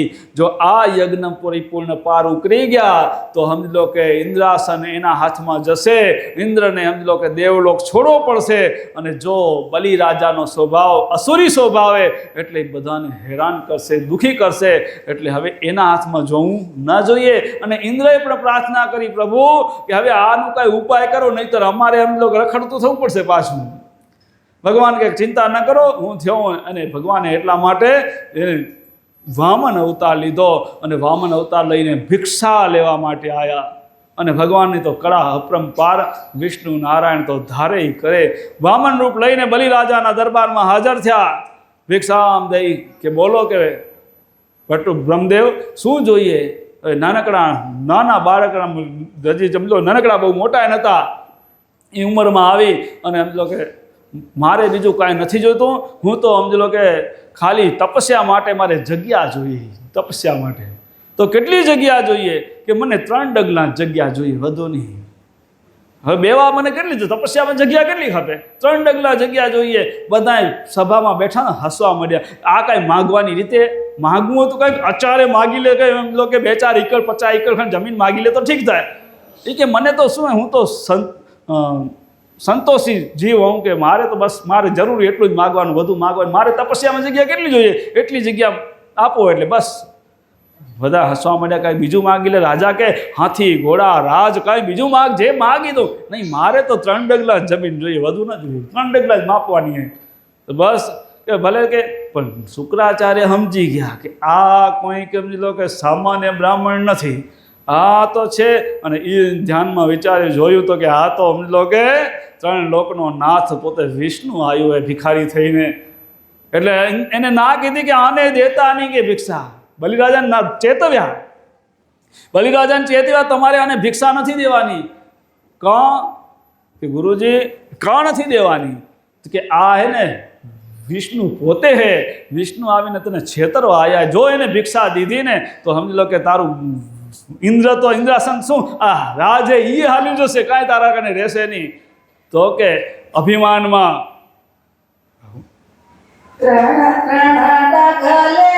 પૃથ્વી રે માપી, 3 ડગલે પૃથ્વી રે માગી, પૃથ્વી લીધી ફરી કેવાલો મારો દ્વારિકાનો જાણી કે લાજો રાખે સંતો તાણી, કેવાલો મારો દ્વારિકાનો જાણી કે લાજો રાખે સંતો તાણી. 3 ડગલા ખાલી માપવાનું કીધું. અને આને કીધું જો ભિખારી થઈને જો વિષ્ણુ મારે આંગણે આવો તો હું એને દઈશ કે દાન. કે ભિખારી થઈને આવ્યો એ અભિમાન આવી ગયું, ગુરુને વચનની અવગણના કરી. હવે ગુરુ કને ઈચ્છા શું હતી એની? ઇન્દ્રાસન માગ્યું હતું. એટલે ગુરુએ યુક્તિ બતાવી હતી, આ પ્રમાણે કરીશ તો તને ઇન્દ્રાસનનો રાજા થઈશ. પણ જ્યારે પછી એમ લો ભિખારી થઈને મારા આજ્ઞામાં વિષ્ણુ આવ્યો હોય, અભિમાન આવ્યો અને ગુરુની અવગણના કરી, પેલી આપણી ઉંદેડીવાળી ડબલી ખુલી ગઈ, ડબી ખોલી ગઈ, ગુરુનું વચન તોડી નાખ્યું. અને ત્યારે એમ લો કે સંકલ્પ લેવા તૈયાર થયો. હાથનું ભગવાને એમને એમ તો ન માને ને, ભગવાન પેલો સંકલ્પ કર પછી સમજી લો કે હું માપું. સંકલ્પ કરવા હાથમાં અંજળી લેવાનું, કમંડળ લીધું, કમંડળની જાળીમાં આગળ અંદર તોય દુર્વાસાએ બચાવવાનું ઘણો પ્રયત્ન કર્યો. ભમરો થઈને પેલી જાળીના કાણામાં ઘરી ગયા. જળ મૂકે ના આવે ના આવે. પછી ભગવાને કીધું આ તો આવવા નહીં દે. એટલે પેલી એક દર્ભની સળી લીધી અને જ્યાં કમંડળના કાણામાં નાખી અને ત્યાં શુક્રાચાર્યની આંખમાં વાગી. એટલે શુક્રાચાર્ય ક્રોધે થઈ અને પોતે ભાગી ગયા. શુક્રાચાર્ય જો કાણા હશે. એ ભગવાન જ્યારે વામન અવતાર લીધો ને ત્યારે દર્ભની સળીથી કાણા કરી નાખ્યા શુક્રાચાર્યને. ભમરો થઈને પાણી અટકાવતા હતા, જળને અટકાવતા હતા. એટલે કાણા થઈ ગયા. એને ક્રોધે આવીને ભાગી ગયા. હવે તારું તું જાણ, તારા કર્મ, એમ કહીને ભાગી ગયા. અને પછી જ્યાં હાથમાં અંજલિ લઈ અને સંકલ્પ કર્યો કે જે તમને માપવું હોય 3 ડગલામાં માપી લો, જેટલું તમારા 3 ડગલામાં આવે એ તમને બ્રહ્મા અર્પણ કર્યું. અને ત્યારે ભગવાને પોતાનું વિરાટ સ્વરૂપ ધારણ કરી અને 1 ડગલામાં પૃથ્વીને, બીજામાં પાતાળ સ્વર્ગ બધું. અને પછી બોલ્યા કે હવે આ 3જું ડગલું ક્યાં મૂકું મારું? તઈ કે પ્રભુ 3જું ડગલું મારા મસ્તક ઉપર મૂકો. ત્યારે બલિરાજાને પાતાળમાં ચાંપી દીધા અને પાતાળનું રાજ પછી એને હોપ્યું. હવે આપણે વિચાર કરીએ, જેને ગુરુની અવગણના કરી તો એનું જે લક્ષ્ય હતું એ ચૂકાઈ ગયું. આપણે એમ લો ગુરુના વચનને કેટલા અવગણી નાખીએ. મહારાજ તો બધું કે, થોડું કરાતું હોય બધું. હાજી વાત, મહારાજ તો કે પણ થોડું કરાતું હોય. પૃથ્વી શરીર પૃથ્વી તત્વ, 3જું ડગલું પૃથ્વીની શરત હતી. એટલે શરીર ઉપર એટલા હું કારણ કે ઓલીએ પૃથ્વી ને આ પૃથ્વી. એટલે એને જમીનમાં ચાપી દીધું. પણ હવે આપણે વિચાર કરીએ કે આપણે એમ લો ગુરુના વચન ન પાડ્યું તો એને સમજ લો કે જે લક્ષ્ય હતું લક્ષ્ય સુધી પહોંચ્યા નહીં. તો આપણા મનુષ્યનું જીવનનું લક્ષ્ય શું? આપણા મનુષ્યનું જીવનનું લક્ષ્ય તો પરમાત્મા પ્રાપ્તિનું હોય. આ તો સમજ લો કે જગતના બધા સુખ ક્ષણિક સુખ છે. પરમાત્માનું સુખ લેવું હોય તો પરમાત્માનું સુખ છે એ અખંડ સુખ છે. અખંડાનંદ પરમાનંદ સચિદાનંદ જે અનેક નામે એ આનંદ પરમાત્મા આનંદ સ્વરૂપે જોઈએ. અખંડ આનંદ જોઈતો હોય તો પરમાત્મા સુધી પહોંચવું પડે, પણ તો ગુરુના વચને હાલવું પડે. અને ગુરુના વચન એટલે જે આ શાસ્ત્ર બતાવ્યા એ અમે કર્યા, અમારું એ ન માનતા. કેમ કે પ્રૂફ તો આજે હાજર કરવા પડે કોર્ટમાં. હા, તમે પૂછો મહારાજ તો હા આયરા પ્રૂફ કોર્ટમાં, તો એ વચને હાલશું તો હમણાં પર સીધા પહોંચી જશું. બાકી એનામાં આડાવડા થયા ને બલિરાજાને ગોળે કર્યું, મહારાજ આ મેળ ન ખાય, થોડુંક આગુ પાછું કરવાની છૂટ ખપે, તો પછી આગુ પાછું કરો ને તમે જાણો ને તમારું કામ જાણો. જેટલું કરશો, જેવા ભાવથી કરશો, જેવી રીતે કરશો એવું ફળશે. એ તો સિદ્ધાંતે તમે એમ કહી દો કે મહારાજ અમારે હવે તમને ગુરુ કર્યા ને તમે હાથ મૂકો ને અમારું કલ્યાણ થઈ જાય, તો માનવું પડે, કયું કરવું પડે ને શ્રદ્ધા ને વિશ્વાસ રાખવો પડે. જેમ નાયાજી મહારાજની જેટલી શ્રદ્ધા હતી એટલી આપણી શ્રદ્ધા ખરી. નાયાજી મહારાજને જ્યારે મળ્યા અને એવા લૂંટારા જેને કહેવાય કેવા ક્રૂર કર્મ કરતા, એટલા બધા ક્રૂર કર્મ હતા એના કે વાત મૂકી દો. અને એટલા ક્રૂર કર્મ કરતા નાયાજી મહારાજ લૂંટફાટ કરતા, જ્યારે સદગુરુ મળ્યા અને એને પૂછ્યું કે આ પાપ કેના હારું, તો ઘર હારું ઘરે પૂછવા ગયા. બધાએ જવાબ દીધો. જ્યારે આવીને કીધું કોઈ કહેનું નથી, નક્કી થઈ ગયું, ઘરવાળે કોઈ ભાગ ન લીધો. મા બાપે કીધું તારે તો અમે તમને મોટો કર્યો પાડી પોસીને, હવે ગટપણમાં તારી જવાબદારી. ઘરવાળાને કે તમે તો અર્ધાંગની કહેવાઓ ને. હા, કે અર્ધાંગની જ કહેવાઓ ને.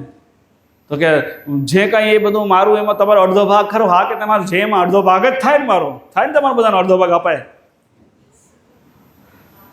અડધો ભાગ થયો અશ્વિનભાઈ, અડધો ભાગ.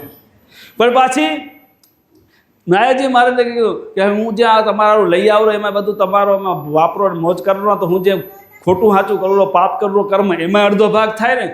ના, એમાં અમારું કંઈ નહીં. બાકી તમારે જે થાવર મિલકત છે એમાં અમારું બધું, થાવર જંગમ બધું, બાકી તમારા કર્મ તમે જાણો, એમાં અમારો ભાગ નહીં, એમાં કોઈ ભાગ નહીં લે. તો અહીં સમજી લો કે એને થયું કે આ તો બધા સ્વાર્થના સગા હે, સ્વાર્થના સૌ સગા સંબંધી, અંત સંગે કોઈ નહીં હાલે, બધા કોઈ હાલનાર નથી. અને મનથી થઈ ગયું નક્કી કે આપણે ગમે એટલું કર્યું આ બધું વ્યર્થ, આખરે મારે ભોગવવું ને બધા મોજ કરે. હવે મારે આ બધું મૂકવું, જેને જે કરવું કરે, મારે હવે મારા જીવનું કલ્યાણ કરવું. અને યા સદગુરુને શરણે અને મને કીધું કે હવે મારે મોક્ષનો માર્ગ બતાવો, આ કર્મમાંથી મુક્ત થવાનો રસ્તો બતાવો. ત્યારે એને દીક્ષા દીધી, મંત્ર દીધો. અને નાયાજી મહારાજે હઠ પકડી, હવે મને તમારા ભેગો જ લઈ આલો, મારે ઘરે નથી જવું, હવે ઘર ખપતું નથી, ઘર બહાર છોડી દેવું એમ. પણ તો એક તેડી ભેગા ના ગયા કે હજી વાર હે, કે હજી કાચો હો, પૂરેપૂર્ણ પાકી પરિપક્વતા આવશે ત્યારે હું પોતે આવીને લઈ જઈશ, અને હું પોતે આવીશ, જઈ આવીશ તે તને લઈ જઈશ. હવે એમાં કાંઈ એને તિથિવાર નક્કી કર્યા હતા કે આ દિવસે કે આ મહિને કે આટલા વર્ષે આવીશ, એમ કે નક્કી હે કે કોલકારા કર્યા હતા? કોઈ કોલકારા નહોતા. બસ કે હું જ્યારે આવીશ તે તને લઈ જઈશ. અને તારે એને ખબર હતી આને ધ્યાનમાં બેહારશું તો હું તલવાર હું દેખાશે ને એ દેખાશે, ડખા દેખાશે, એટલે ધ્યાનમાં બેવાનું ન બતાય. માળા લઈને બેસે તો એને ડખા જ દેખાશે, કેમ કે જિંદગી આગે ડખા જ કર્યા હતા. એટલે એને બેવાનું ન બતાવ્યું. એને એટલું જ કીધું આ નામ શ્રવણ કરજે અને આ લીમડાને પ્રદક્ષિણા કરજે, નવરો રહેજે નહીં. નવરું બેઠું તમે જ કોરા નખો દ્વારા, એવું નથી કહેતો. નવરું બેઠું નખો દ્વાડે. એટલે નાયાજીમાં તારે નવરું નહીં રહેવાનું. જો નવરું રહીશ તો તારું મન છે ને એ ચંચળે, મન તારું પાછું ભટકશે અને ખોટા વિચારો આવશે. માટે તારે કાર્યમાં લાગી રહેવું, મનને નામમાં લગાડી દેવું, શરીરને પ્રદક્ષિણામાં લગાડી દેવું. તારે નવરું રહેવું જ નહીં.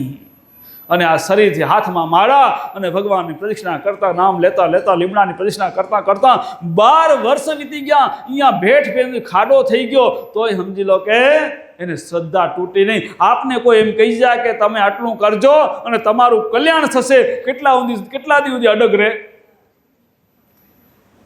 1 દી 2 દી 12 મહિના રહે, 2 વર્ષ રહે, કેટલા વર્ષ રહે? હે, કેટલા દી? 2-4 માળા હોય ને, 1-2 માળા લીધી હોય ને, એમાંય સમજી લો કે પ્રસંગ આવે તો ગાપચ્યું મારે પાછળ. હા, 1-2 માળામાં ગાપચ્યું મારો, હું ક્યાં મેળ ખાય આપણો એમાં? સાચી વાત ને? પ્રસંગ આવી જાય તો ગાપચ્યું આવી જાય. હવે વાંધો નહીં, મહારાજ કીધું હોય તો 2-3 દિનની ભેગ્યું ખેંચી લેશું. કોક એટલા તો આખર ભેગ્યું ખેંચે, કોક તો કે હવે એ વાંધો નહીં, હવે એ ગયા, હવે નવેસરથી એકડું એમાંય પડ્યા. શું કરો આ દુનિયામાં? ક્યાં આ સમજો કે આ પગથિયા ક્યાંથી ચડાય? તો એટલી શ્રદ્ધા, બસ મારા ગુરુનો આદેશ છે, બસ મંડ્યા રહ્યા. એ આવશે, બસ આવશે. કદી આવશે, શું આવશે, કોઈ ફિકર નહીં, કોઈ ચિંતા નહીં. બસ એક જ મારા ગુરુનો આદેશ. આવું મન બને ને, પૂરી શ્રદ્ધા અને સબૂરી. શ્રદ્ધા, સબૂરી. શ્રદ્ધા એટલે વિશ્વાસ અને સબૂરી એટલે ધીરજ. ધીરજ રાખવી પડે. આપણે તો સમજી લો કે દીક્ષા લીધી ને 12 મહિના થાય ને કહો કે મારે હજી પ્રકાશ નથી થતો કાંઈ. હા, એવાય નીકળે હો ગણાય. મેં કીધું એમાં બધું કીધું તું એટલું કાયમ થયું કે એમાં કંઈક આ પ્રસંગ આવે તો એ રહી જાય પાછું. હવે એમ કાંઈ પ્રકાશ થતા તમે સમજો કે માળા ફેરીને મનને રાજી કરો. મારે તમે કીધું તો એટલું થઈ જાય હો. થઈ જાય ને મન જ્યારે તમારું કરવા માંડશે તો ફેર પડશે. અને નાયાજીનું મન કરવા માંડી ગયું હતું. એને સમજો ખાલી શરીર નહોતું કરતું, મન લાગી ગયું હતું કાર્યમાં. ભક્તિમાં મન લાગશે તો મેળ ખાશે. અને મનને જો વશ કરવું હશે તો વિજય મેળવવો પડશે બધી સમજો કે ઇન્દ્રિયોના વિષય ઉપર. ત્યારે જ મન કામ કરશે. જ્યાં સુધી ઇન્દ્રિયોના વિષય ઉપર વિજય નહીં થાય ત્યાં સુધી આપણું મન ભક્તિમાં નહીં લાગે. ભલે માળા કરો, ધ્યાન કરો, પણ જે ખપે એ લક્ષ સુધી નહીં પહોંચાય. તો એ નાયાજી મહારાજ 12 વર્ષે મળ્યા તો એને કોઈ દિવસ નહોતા ગણ્યા કે આજે આવશે, કાલે આવશે. આપણે કાંઈ કીધું ને તો દી ગણવા મંડી જાય, દી ગણવા. ઓહ, આવડાદી થઈ ગયા, હજી ના આયા. થાય કે ન થાય? તો ક્યાં આવું હોય ત્યાં સમર્પણ, બસ આદેશ, ગુરુનો આદેશ એટલે આદેશ. એમાં પછી બીજું કોઈ શંકા ન હોય તો 101% તમને રિઝલ્ટ મળે. એમાં કોઈ મત નથી. પણ રિઝલ્ટ શ્રદ્ધા હોવી જોઈએ અને શાસ્ત્ર મત પ્રમાણે હોવા જોઈએ. શાસ્ત્રની વિરુદ્ધ એ તમારે તપાસવું પડે. ગુરુ કર્યા પહેલાં મને, હું જ્યારે અહીંયા આવ્યો ને પહેલો મને એક મહાત્મા મળ્યા હતા. મને ઓળખતા હતા, હું એને ઓળખતો હતો. પછી એને ખબર પડી કે આ બાવો થનાર હોય. તો મને એને કીધું, જો કે આપને હક એટલો છે, આ શરીરને જરૂરી એટલો, એનાથી વધુ હક નથી. સમજણ પડી? આ શરીરને જરૂરી એટલો જ હકે, બાકી આપણું કાંઈ નથી. કેમ કે એ બાવો છે અહીંયા તો સમજો કે બધું મારું કાંઈ નથી. સમજી લેજો, મારે અહીંયા આ શરીરને ખપે એટલો જ હક મારો હોય. હા, બાકી અહીંયા છું એટલે મેનેજર તરીકે મારી નજર બધે હોવી જોઈએ કે હારા પછી ઉઠા ભણાવે નહીં કોઈ. એ જવાબદારી આવે. કેમ કે જે તમે એમ લો કે હોદ્દો લઈને બેઠા, ગાદીમાંથી બેઠા, ગાદીમાં ના બેઠ, સાઈડમાં બેઠો તો ખાલી માળા ફેરવું પડે તો હાલે ના. મતલબ કે કેમ કે જવાબદારી એક, તો જવાબદારી એ કેમ ધર્મ, જવાબદારી એટલે ફરજ. દરેક ફરજ રાજાની ફરજ છે. રાજા છે એ શેઠ કહેવાય કે નોકર કહેવાય? ના, રાજા છે ને મોટામાં મોટો સેવક. જે શેઠ માનેલો ને ત્યારે જ સમજી લો કે અધોપતનની ગતિએ જાય. રાજા એટલે મોટામાં મોટો સેવક. બીજા બધા સેવકો હોય બધા નાના, રાજા મોટો સેવક એટલે કે મોટો હોય ની વિશેષ જવાબદારી હોય પ્રજાની. પ્રજાને એમ લો પ્રજાનું રક્ષણ કરવું એની જવાબદારી, પ્રજા માટે ખપી જવું એની જવાબદારી. કોઈ આફત આવી પડે તો એને પોતાને લડીને એમ લો મસ્તક પોતાનું દેવું પડે, એ રાજાની જવાબદારી. તો શેઠ છે નો, શેઠ હોય તો ખાલી બેઠો હોય, બીજાને છે નહીં, પણ પોતાની જવાબદારી. એમ સમજો કે જ્યાં અહીંયા એ જે આપણી ફરજ થાય એ ધર્મ હે, એટલે આપણું આ કંઈ જ નથી જે છે. પણ આ બધું સમજી લો કે તમે આ 11 દિવસ શું કામ આમાં થયા હોય તો મારાથી ના કહેવાય. થયા હો, હું તો અહીંયાનો સમજો સેવક હું. પણ રાજાની જેમ જવાબદારી આવે એમ જવાબદારી મારી આવે, મને નિભાવવી પડે. બાકી તમારું હે, તમે વાપરો, જલસા કરો, ભગવાનનું નામ લો, તપ કરો અને સમજો કે જીવનો ઉદ્ધાર કરો. આ જગ્યા બધી સમજો કે તમારી પરમાત્માની, અને આપણે બધા પરમાત્માના સંતાન નહીં, આનો કોઈ માલિક નથી.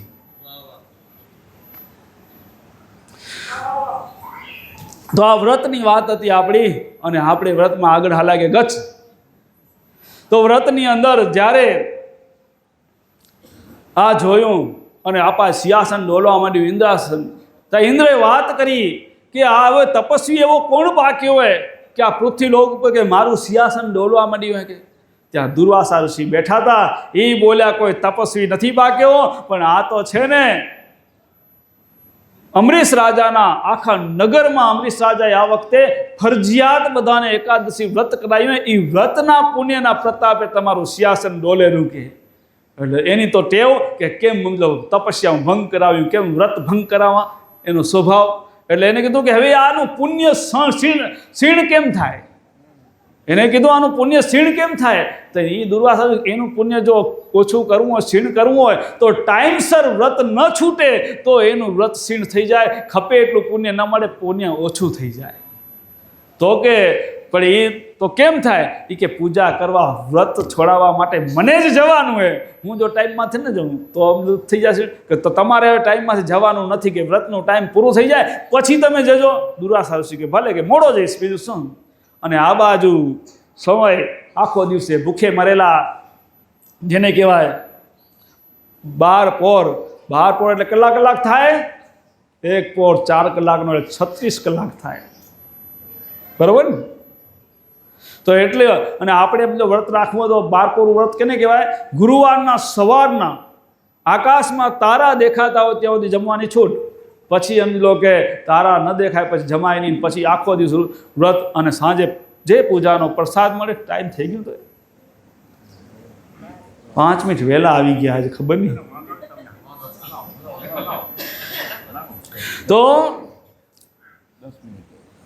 એ તો આપણે સમજી લેશું, આપણા હાથમાં મૂકશું તો ને. તો એ વ્રત તો સવારના અને રાતે સાંજે કે ગુરુવારના પૂજા થાય, એમાં જે પ્રસાદ મળે અને જે પાણી આપણે વાટકો વિછળવા દેતા હોય એટલો મતલબ પ્રસાદ લેવો, પાણી લેવું, અને વળી પાછું મતલબ કે ચરણામત રોજ આવા નિયમ પીતા એટલું જે આપણે પછી તે દિવસે હાલો કે જરાક વધારે લઈ લઈએ એમ ના હાલો. પાછો મૌન હોશિયાર ખરો ને, ઘણા તો એમાં હોશિયાર હોય ગુરુવાર નથી કે આજે ઉપવાસ છે તો થોડીક પ્રસાદી હેલી રાંધજો, એમ ના કરાય.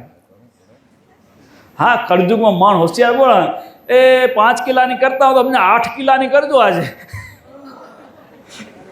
એવી હોશિયારી ન કરાય, એ ના હાલે. જે થતી હોય નિયમમાં, જે આવતી હોય, જે આવે એ તો એ પ્રસાદી અને એટલું. અને પછી બીજે દિવસે સાંજે ચંદ્રના દર્શન કરી, પૂજા કરી, અને પછી સમજો કે પ્રસાદ લીધા પછી સમજો અન્નનું ગ્રહણ કરીને વ્રત છોડવામાં આવે ત્યારે એનું પૂરું ફળ મળે. એવી રીતે 12 પોરથી 13 પોર થઈ જાય પછી એમ લોકો નિરાતે મોડું કરીએ તો અમ વ્રત એનું ફળ ક્ષીણ થઈ જાય, ઓછું ફળ થઈ જાય. એટલે આ દુર્વાસા ઋષિને કહેવામાં આવ્યું ઇન્દ્રનું કે આ તમારે મોડું જવાનું. ઇન્દ્રની આજ્ઞાના કારણે દુર્વાસા ઋષિ જવાનું મોડું નક્કી કર્યું. આ બાજુ બધાએ આખો દિવસ 12 પોરોની ભૂખ્યા રહ્યા હતા. એટલે અમરીશ રાજાને બધાએ વાટ જુએ, એ દુર્વાસા ઋષિ કેમ મેં દેખાતા નથી, હજી આયા નહીં, હજી આયા નહીં, કંઈ આવશે, હજી ના આયા. વાટ જોતા જોતા જોતા થાક્યા ને તઈ પછી એમ લોકો અમરીશ રાજા કીધું કે આખો દિવસ આપણે આ વ્રત રાખ્યું, ભૂખ્યા રહ્યા, જો ટાઈમસર વ્રત નહીં છોડીએ તો આપણું પુણ્ય ક્ષીણ થશે.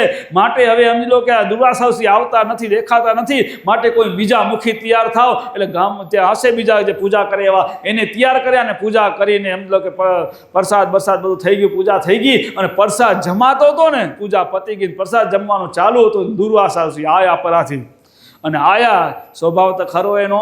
આયા એટલે કે અમરીશ રાજા તે મને કીધું તું કે આ પૂજા ભરવાનું ને બીજાના હાથે પૂજા ભરવાનું, કેમ વ્રત તમે છોડ્યું? કે હું હમણાં જ દઈ શ્રાપ દેવાનું કીધું ને. અને ભગવાન વિષ્ણુને વૈકુંઠમાં ક્રોધ આવ્યો કે હારો કે નાટક એનો અને અમરીશને શ્રાપ દેશે મારા ભક્તને. ભગવાન ત્યારે વિષ્ણુ ચક્ર છોડ્યું, સંસરાટ કરતું ચક્ર આવવા મળ્યું. અને ચક્ર આવ્યું એટલે ચક્ર જોઈ અને દુર્વાસા ઋષિ બીના ખબર કે ભૂલ મારીએ, મારી જ નડી કપાનારીએ. અને ત્યારે સમજી લો કે ત્યાંથી ભાગા દુર્વાસા, ભાગી ભાગી ભાગી અને મહાદેવ કને પોતા. મહાદેવ આ વિષ્ણુ ચક્ર આવેલું તમે બચાવો, નહીતર મને બચાય એવું નથી. કે મહાદેવ કે મારે સમાધિનો ટાઈમ, હમણાં મને ટાઈમ નથી, તમે જાઓ કે બ્રહ્માજી કને જાઓ, મારું કામ નથી.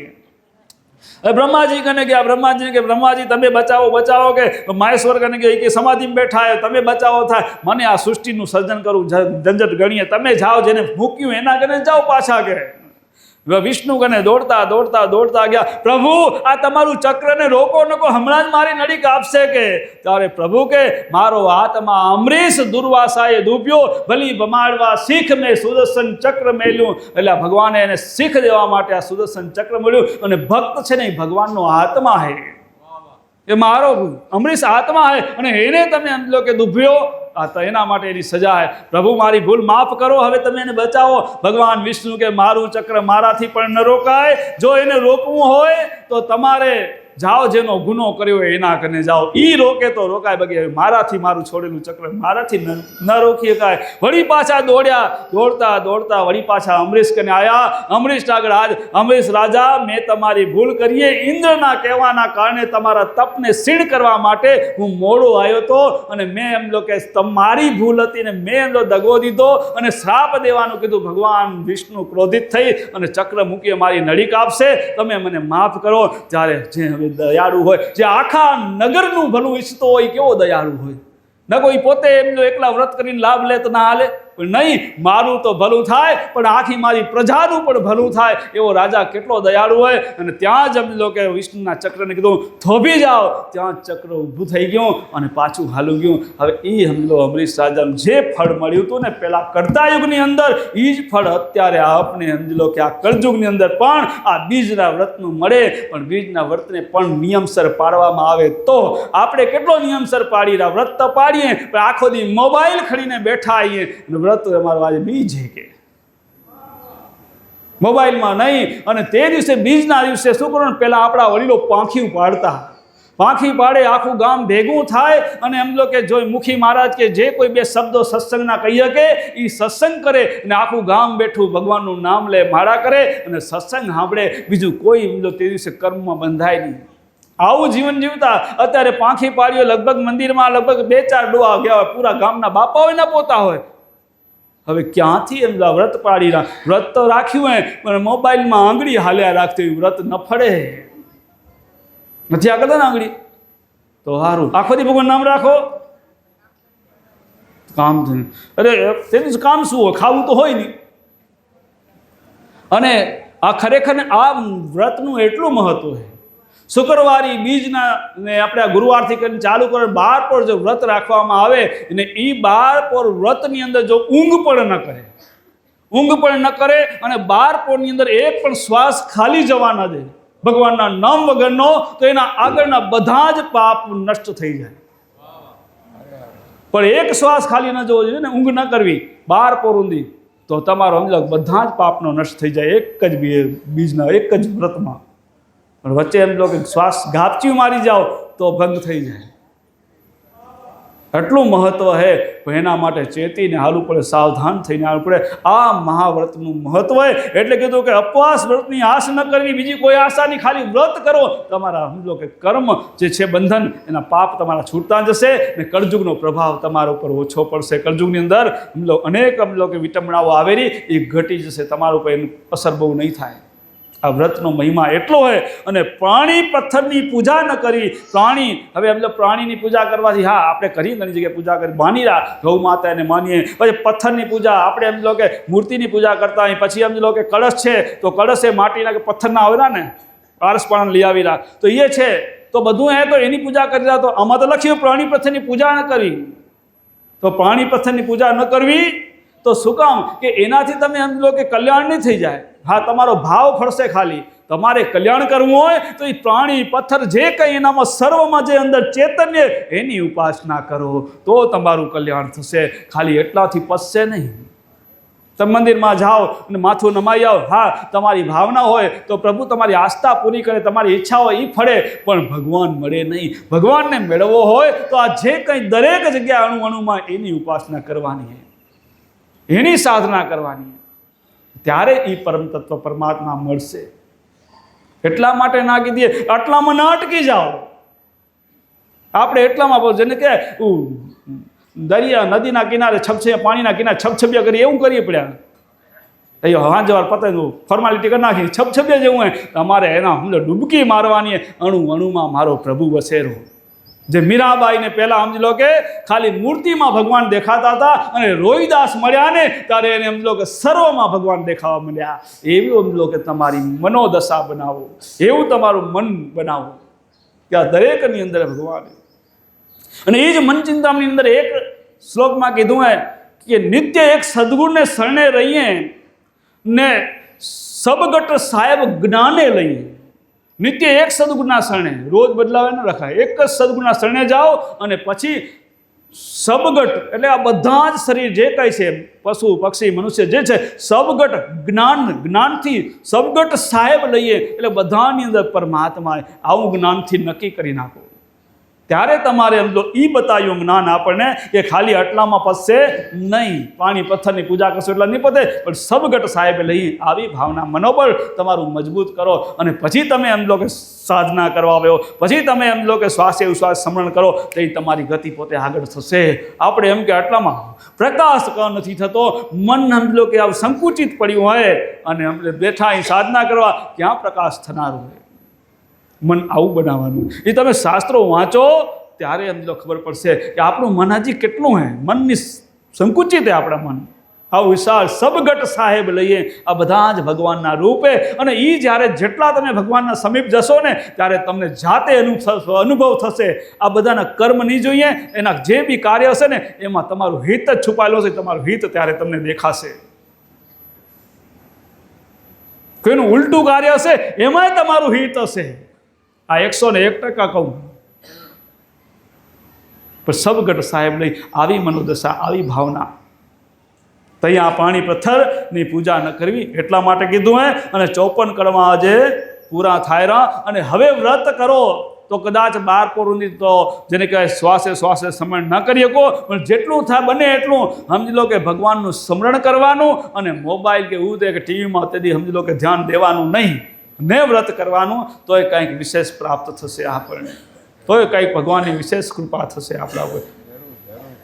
તો હવે ને આપણે સમજી લો કે જે દિવસે વ્રત હોય ને તે દિવસે સમજી લો કે મંદિરે, જ્યાં ગામમાં મંદિરની સગવડો હોય તો મંદિરે બધા ભેગા થઈ સત્સંગ થાય અને હરિસ્મરણ થાય. આવા કાર્ય ગોઠવવાના. પછી સમજી લો કે તેથી ખેતરમાં જવાની જરૂર ન હોય. બાપા છે પહેલાં જેટલા કામે નથી, ખેતરમાં જવું પડે એવું રોજ નથી. કદાચ 2 દી ન જાઓ તો અટકે એમ નથી. તો તે દિવસે જેથી વ્રત હોય તેથી મંદિરમાં બહીને આ બધા ભેગા થઈને આ કામ કરવાનું. સિટીમાં રહેતા હોય તો સિટીમાં એમ તો સમૂહ ભેગો થઈ શકે, કાંઈ નહીં તો પરિવાર એક ભેગો થઈ શકે, આ કાર્ય કરી શકીએ આપણે.